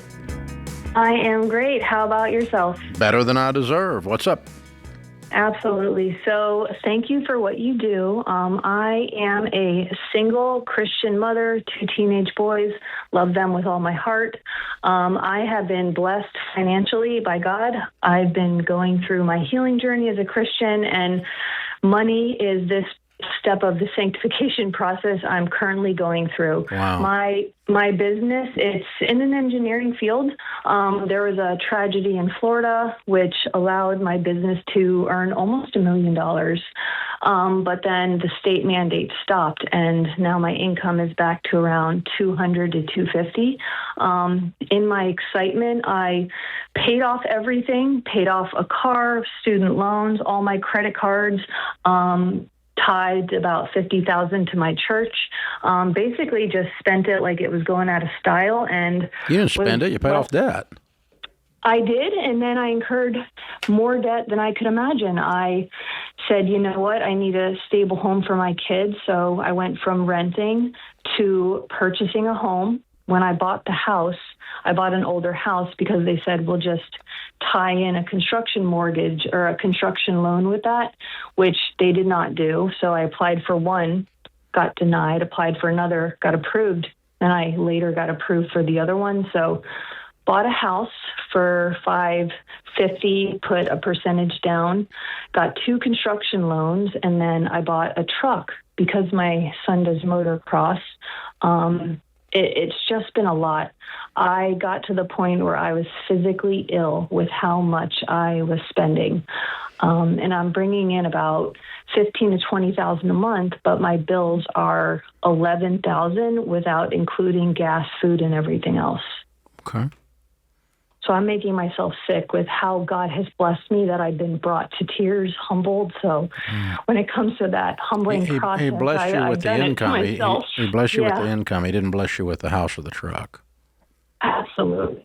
Because the house and the truck don't have, the blessings of the Lord have no sorrow added to them.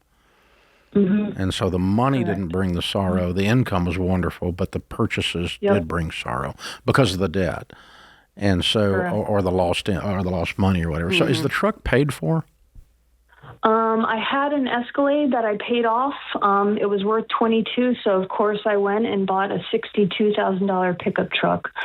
With my son doing motocross, I don't care about your son's motocross anymore. I'm already tired of it. Yeah. Okay. It's $62,000 to ride a bicycle. Give me a break. All right. So, no, we're going to sell the truck. What do you owe on the truck? I owe about $31,000. Great. Get rid of it. Mm-hmm. You hate it. Mm-hmm. And he wasn't doing motocross with that pickup before. If he was, go back to doing it the way he was doing it before you had the pickup. It didn't bring you joy. It didn't bring you joy. Yeah. Okay. So what about the house? We're going to sell it? No, I just bought it. I put $70,000 into renovation, so I have the house. I know. How much is your happy payment? with it? How much is your payment a month?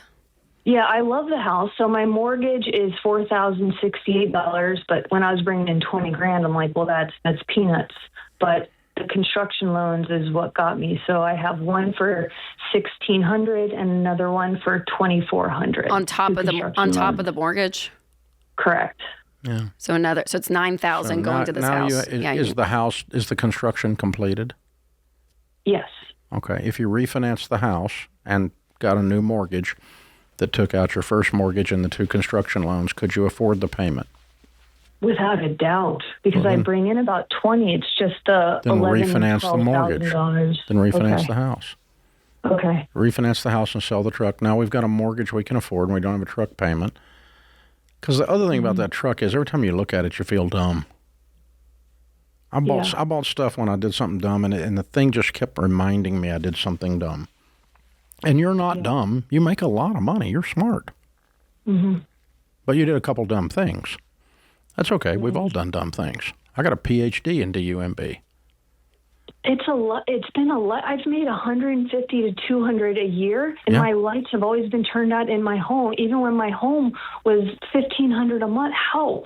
Yep. I've told my kids are amazing. I said, guys, we need a change because their dad's a multimillionaire. He's retired at 48, but he doesn't do anything for the kids or with the kids. Are y'all married? So No, she said she's single. Oh, you're single. No, I'm sorry. Okay, we're okay, divorced. Okay, gotcha.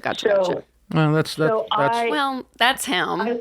So I think I love doing things with them because I feel like but you can't do that. You can't do that and put it in the foolish column.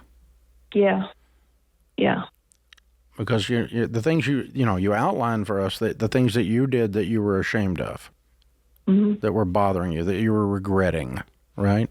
Mm-hmm. And so let's just undo those things or restructure them to where they work in your world, and your peace comes back, and then we clean up the debt. So would you be debt-free if the truck was gone and you refinanced the house, except for the house?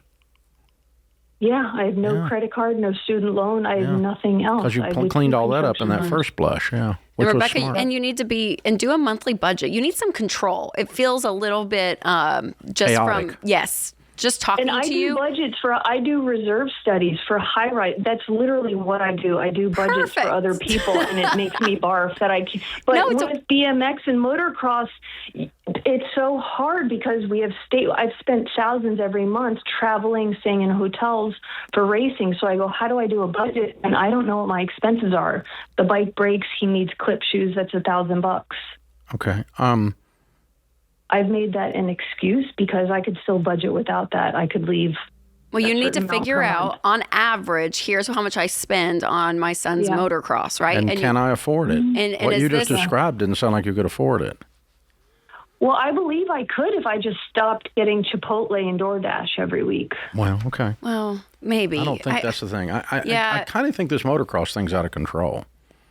It sounds Your like kid it's may way need to hear over the word top. no. Yeah, no is probably a word he needs to be introduced to. And don't feel guilty about that, Rebecca. Sometimes, by the way, he's not going to make a living at 48 years old doing motocross. Yeah, but and we hear this with a lot of divorce situations, that there is this overcompensating. Disney mom. Of it. And I get why. You want your kids to have great experiences and all of it. But you can't go broke doing it. Yeah. And there is a limit. You're not in Congress. So I would figure out how much on average are you spending a month on motocross. Make that a line item. Or set a budget up and say we're not spending more than that. Yeah, exactly. Well, just in that, but then you got to, you know what I mean? Like that's the great thing about a budget is you get to put your money where you value. So Rebecca, if you really do value this for your son and out to eat, it has not much in it. In order to make that happen, you get to decide that, Rebecca. You're an adult. That's what the budget is. You get to make that decision on where you want your money to go. Yeah. But it has to be purposeful, or you're going to feel out of control constantly and always asking, can I do this? Can I do that? The budget is permission to spend.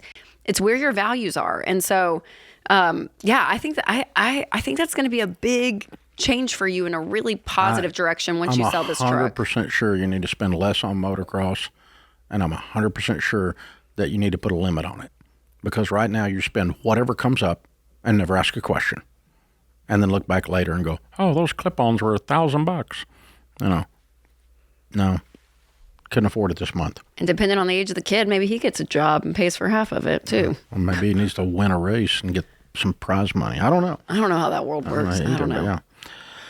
Hey, folks, changing gears here for a second. George and I will be doing the Investing Essentials virtual event next Tuesday and Wednesday.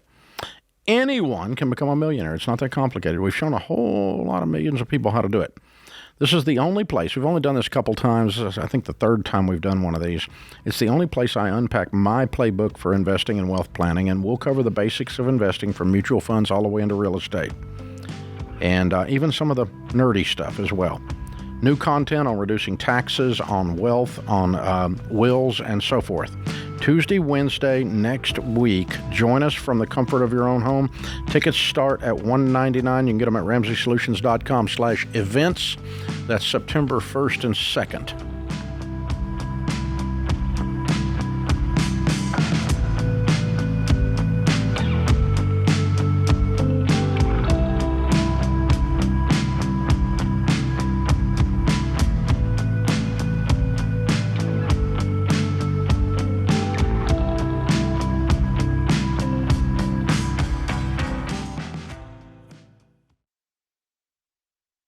Dave Ramsey here. For more than 30 years, I've been talking to folks on the air, and I can tell you that most people are broke, not because they don't make enough money, but because they don't have a plan. You need to give every dollar you earn a job, because when you do that, something changes. You stop guessing. You stop worrying. You stop stressing. Our Every Dollar Budgeting app will show you how to find extra cash, pay off debt, and finally start winning with money. But most people won't do it. They'll keep living paycheck to paycheck, keep hoping things will change without making a change. It's time to say enough is enough. It's time to take control of your money. It's time to start your Every Dollar budget for free today. Go download it in the App Store or Google Play.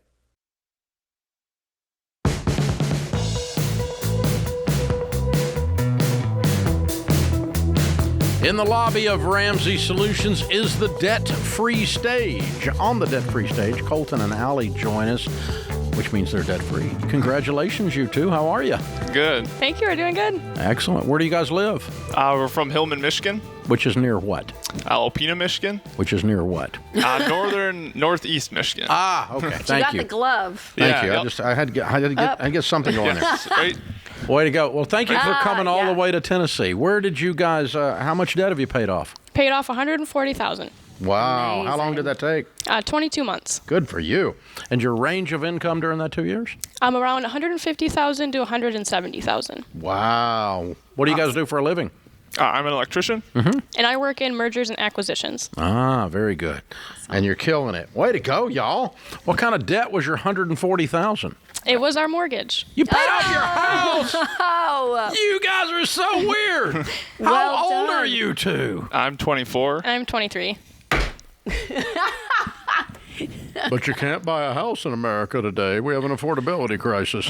But you two not only bought one at 24 and 22? 23. 23. And you paid off. What's the house worth? About $250,000. Good. Oh, it's a good-looking house, too. I love your planters. Thank you. Love the hanging planters. She gets all the credit That's for a that. great starter house. Well done, y'all. So how long y'all been married?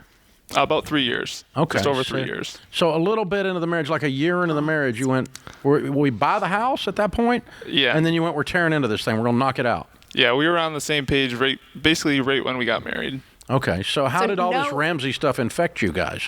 I actually basically grew up with it and then kind of infected her once we started to hang out and get married. There's no vaccine. But did you guys have Did you guys have any student loan debt or anything going into the marriage? Like you guys went in debt free? We were actually high school sweethearts, so we actually started dating when we were 14. And he showed me the Dave Ramsey podcast. We actually worked at a berry farm together, and so like in the summers, and so we'd actually listen to the podcast while we're picking strawberries and raspberries. Okay. To get through school, did you guys do school? So so we paid our way through school. We were both on the same page, no student loans.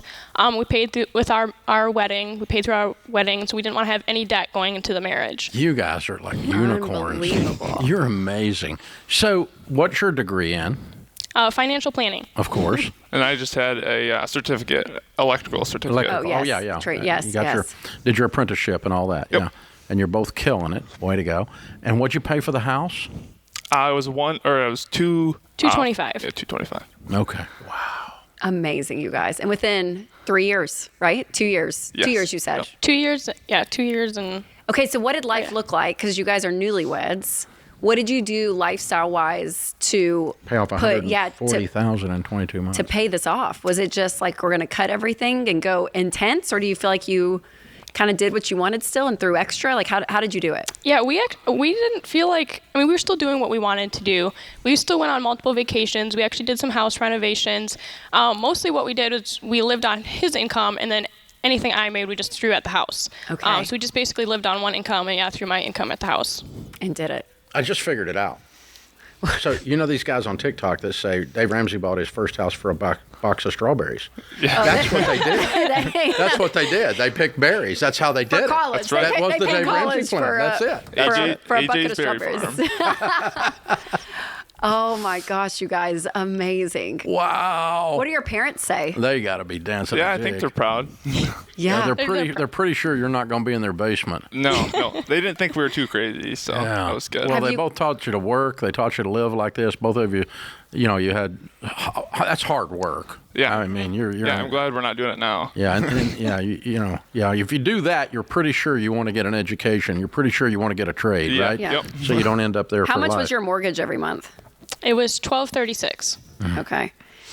That's amazing. I mean, what's crazy is if you not that you have to live in this house forever, right? You guys can upgrade eventually if you want. Yeah. But if you just invested your house payment at your age of 26 all the way to 67, you'd have $16.5 million just investing your house payment from here on out. Yep. That's insane, y'all. Is that crazy?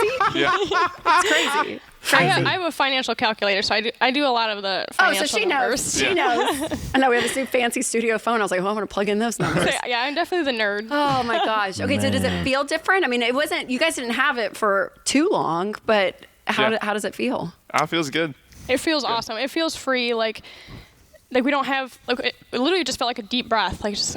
We can breathe. If anything happens, if I were to lose my job, if he were to lose his job, that would be we're fine. we're okay. We're okay. Yes. And on top of that, you're going to be really, really, really okay. Yeah. That's right. And generous. Yes, Yeah. and generous. That's right. Yeah, absolutely. So what do you tell the young people listening? 'Cause we have a lot of younger listeners now, a lot of Gen Z. What would you tell them if About they're sitting buying a there house? at 24, 25, and they want to be you all eventually one day? I would say I know a lot of people say to be on the same page before you get married. I mean, that's definitely just be on the same page as each other. Yep. And it's possible. I think a lot of times it's like we get so caught up in this victim mentality almost, where it's like, expenses. Groceries are expensive. Gas is expensive. Like we're feeling it too. But you don't have to let that be everything. Like you can whatever you want your reality to be, you can go and fight for it. 100%. And there's power too, like when you get married and you guys are on the same page, working for the same goals, and you're on the same track. There's a power in that. Oh, there's a huge power. Yeah, Amazing. like $170,000 worth of boom. Yeah, that's pretty stinking incredible. That's amazing. Man. So, I mean, you guys, you were not in debt or not been married long enough to really have felt the grotesque weight. It was kind of a brush with it. Yeah. So instead of that, feeling the relief from that, I'm guessing you just really feel accomplished. Yeah. Like you really realize how sharp you are and how we really did this. And I'm just going to kind of walk around with my shoulders thrown back a little bit and be proud. Yep.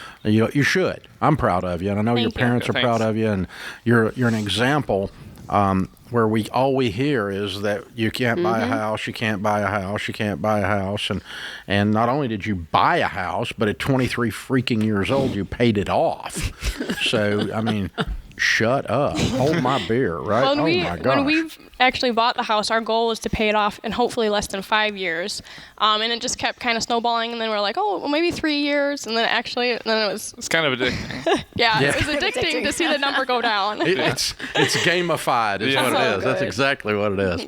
That's hilarious. Well, Colton and Allie, y'all are great. Powerful. I'm so proud of you. Well done. Thank you. You're going to have so stinking much money. It's going to be ridiculous, and you're going to be able to be generous and change your family tree, and then send your grandkids to pick strawberries later. Yeah.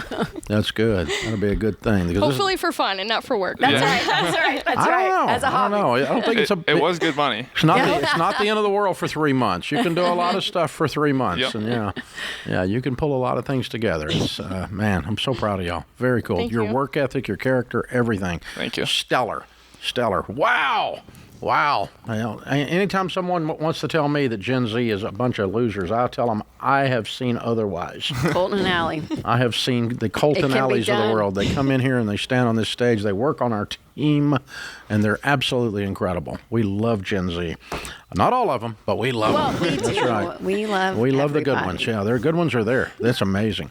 All right, Colton and Allie from Michigan, 23 and 24. Years old, $140,000 paid off, mortgage and everything in 22 months, making $150 to $170. Count it down. Let's hear a debt-free scream. 3, 2, 1. We're debt-free.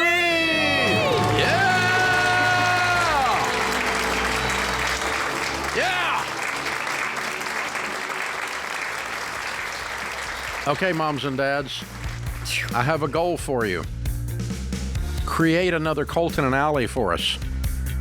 Some of you that are raising these little characters, turn them into Colton and Allie that can pick strawberries and pay off their house by the time they're 23. Well, and all you parents with little kids on the debt-free journey, your kids are going to be that. That's what they're going to be. That's what they're going to be. He grew It's up with amazing. this stuff. He grew up with it.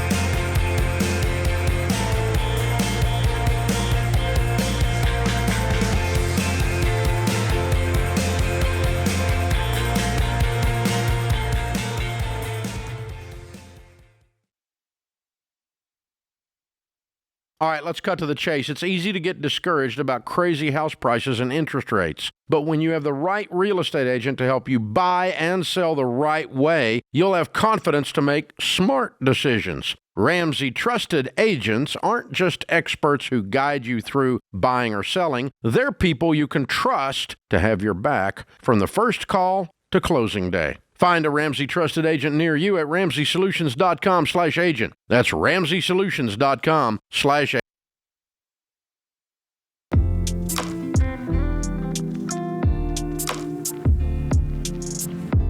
Our scripture of the day, 1 Peter 3:15, but in your hearts revere Christ as Lord.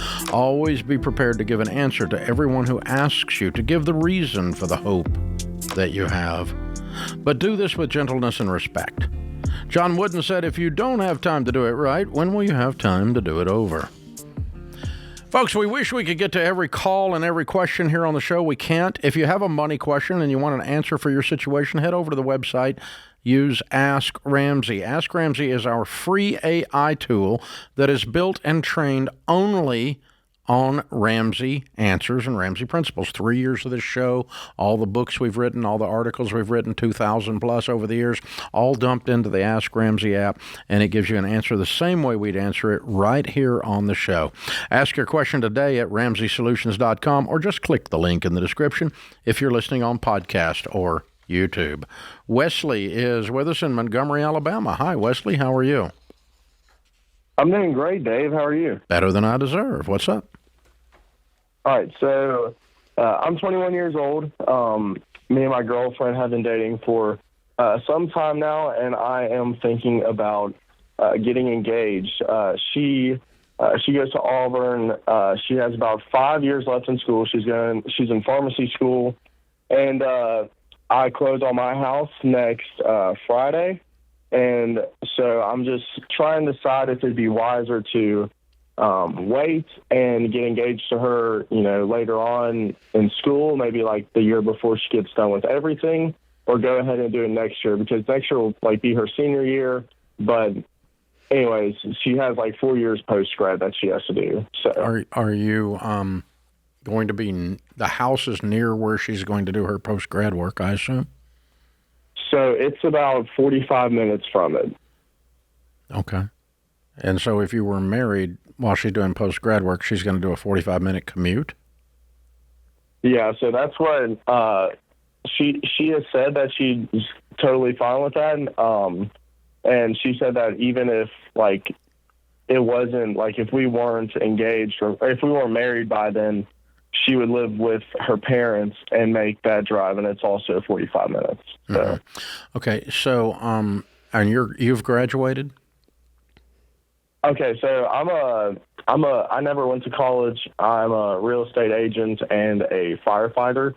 So I work 24/48, and then I do real estate full time, I guess. And what are you fire making? Department's kind of like that.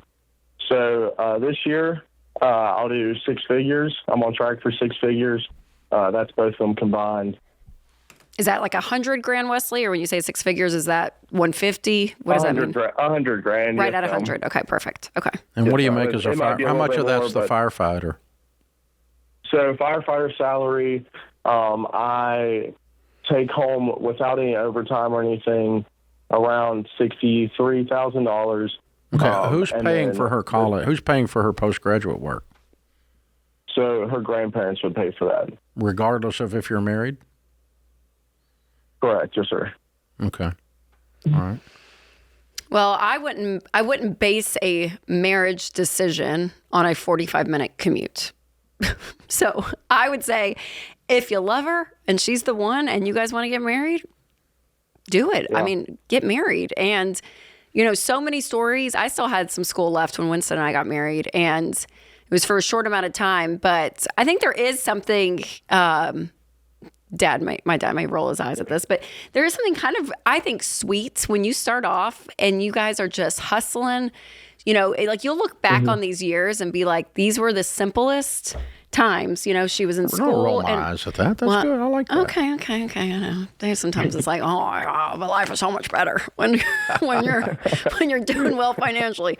But yeah, so there's, I don't know, something about that that's, I think, great. And again, it's all if you guys feel like you're in a good spot relationally and spiritually and all of it. I mean, I got married super young, so if she's the one, I'm definitely not against it. And I think she can make that 45-minute commute, and I think that's fine. Yeah, she's going to be making a 45 commute anyway because she's with her parents is 45. Yeah, but I wouldn't. And I wouldn't wait 5 years to get married either. No, and I wouldn't make it. Yeah.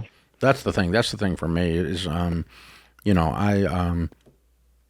we encouraged our kids to get out of school before they got married. Rachel obviously chose to do that. She came in and said, "Dad, you always said this, but we really want to get married in December, and I'll graduate in May, and we really, really, really, really want to get married." And I'm like, "Okay, that's cool." So we worked it out. Still can't believe y'all let us get married that young. I still laugh all the time. I mean, we liked Winston a lot, and so it's that simple. And he's a stud. So that's kind of the thing. And so if you two have your act together, as Rachel's point, yes, then it won't interfere with her completing school, and it won't. You're not holding each other back. There's no desperation in this, and I wouldn't sit around and wait 5 years to get married. No. That'd drive me nuts. I mean, look, we just had a couple on the stage. She's 23. They've been married 2-3 years. They got married young and paid off their house, and made some big adult strides. So just because you're young doesn't mean that it can't be done. So but you need to do it from a healthy spot. Both of you being in a healthy spot. Yeah. Yes, and it sounds like you are. I didn't hear anything in this discussion that's like neediness on her part or your part or something like that. Right. Your only question was timing, and it's what I heard. Yep. Anyway, so if I were in your shoes, I would be engaged and be married as soon as possible.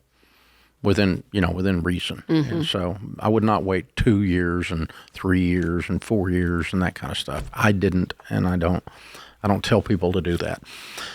All right, Sarah is in Baton Rouge. Hi, Sarah. How are you? Good. Thanks for taking my call. Sure. What's up? I attended Financial Peace University, and I try to follow the baby step principles. I'm debt-free except for my mortgage, and I'll pay that off next year. Way to go. I am single. Yeah. I'm single. For the first time in my life, I'm self-employed. I was contributing 15% to a Roth 401k when I was employed. I want to continue to save 15% for retirement, but I don't know if I should deduct the self-employment tax from my gross income first and then figure the 15%? Or do I just look at the gross income and take 15% of that? We teach people to save 15% of their gross at baby step 4, and that's where you are.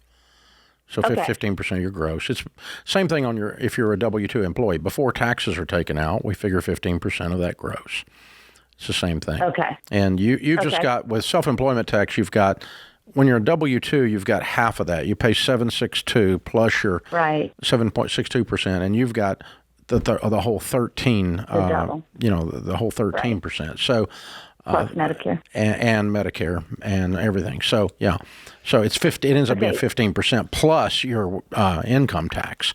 So that's what the government does to us. So there's a lot coming out. But that's, the only difference in you and a W-2 is you've got an extra 7% coming out. Because, Washington's here to help the small business person, so they double tax them. So that's how that works. But, yeah. Yeah. So, yeah. Good job, Sarah, though. Well done. Way to go. Way to go. You're killing it, kiddo. Very well done. Evan is in Corpus Christi. Hi, Evan. How are you? Hey, Dave and Rachel. I'm honored to talk to y'all today. You too. A little short on time. Go straight to your question. All right. I'm looking for permission to spend some money on a truck. Just sold our house, and my wife and I have never been sitting on this much cash before. We've been in a little bit of a mess, and so we're crawling out of it, and I think that's kind of... How much debt do you have? Some pause and pulling the trigger. How much debt do you have? No debt. No debt. What's your net worth? We have 210 in retirement. We're both 29 years old, and we're sitting on about $150,000 in cash. Okay. And how much of a truck are you talking about buying? I'm just struggling to pull the trigger somewhere $20,000 to $30,000. I make $120,000. Okay. What's the other car worth? She got an Expedition, probably about 22. Okay. All right. Yeah. If you've listened to the show, you know that we tell people not to buy cars and things with motors and wheels totaling more than half your annual income. It doesn't sound like it is. And you're paying cash. And so that's the two things we tell people to do. 20 to 30, you're fine. Obviously, you're using part of your down payment money towards the house when you do that. You're trading it off for a truck. But pay cash for it and make sure it's in that 20-25 range, and you should be okay. That puts this hour of The Ramsey Show in the books. We'll be back with you before you know it. In the meantime, remember, there's ultimately only one way to financial peace, and that's to walk daily with the Prince of Peace, Christ Jesus.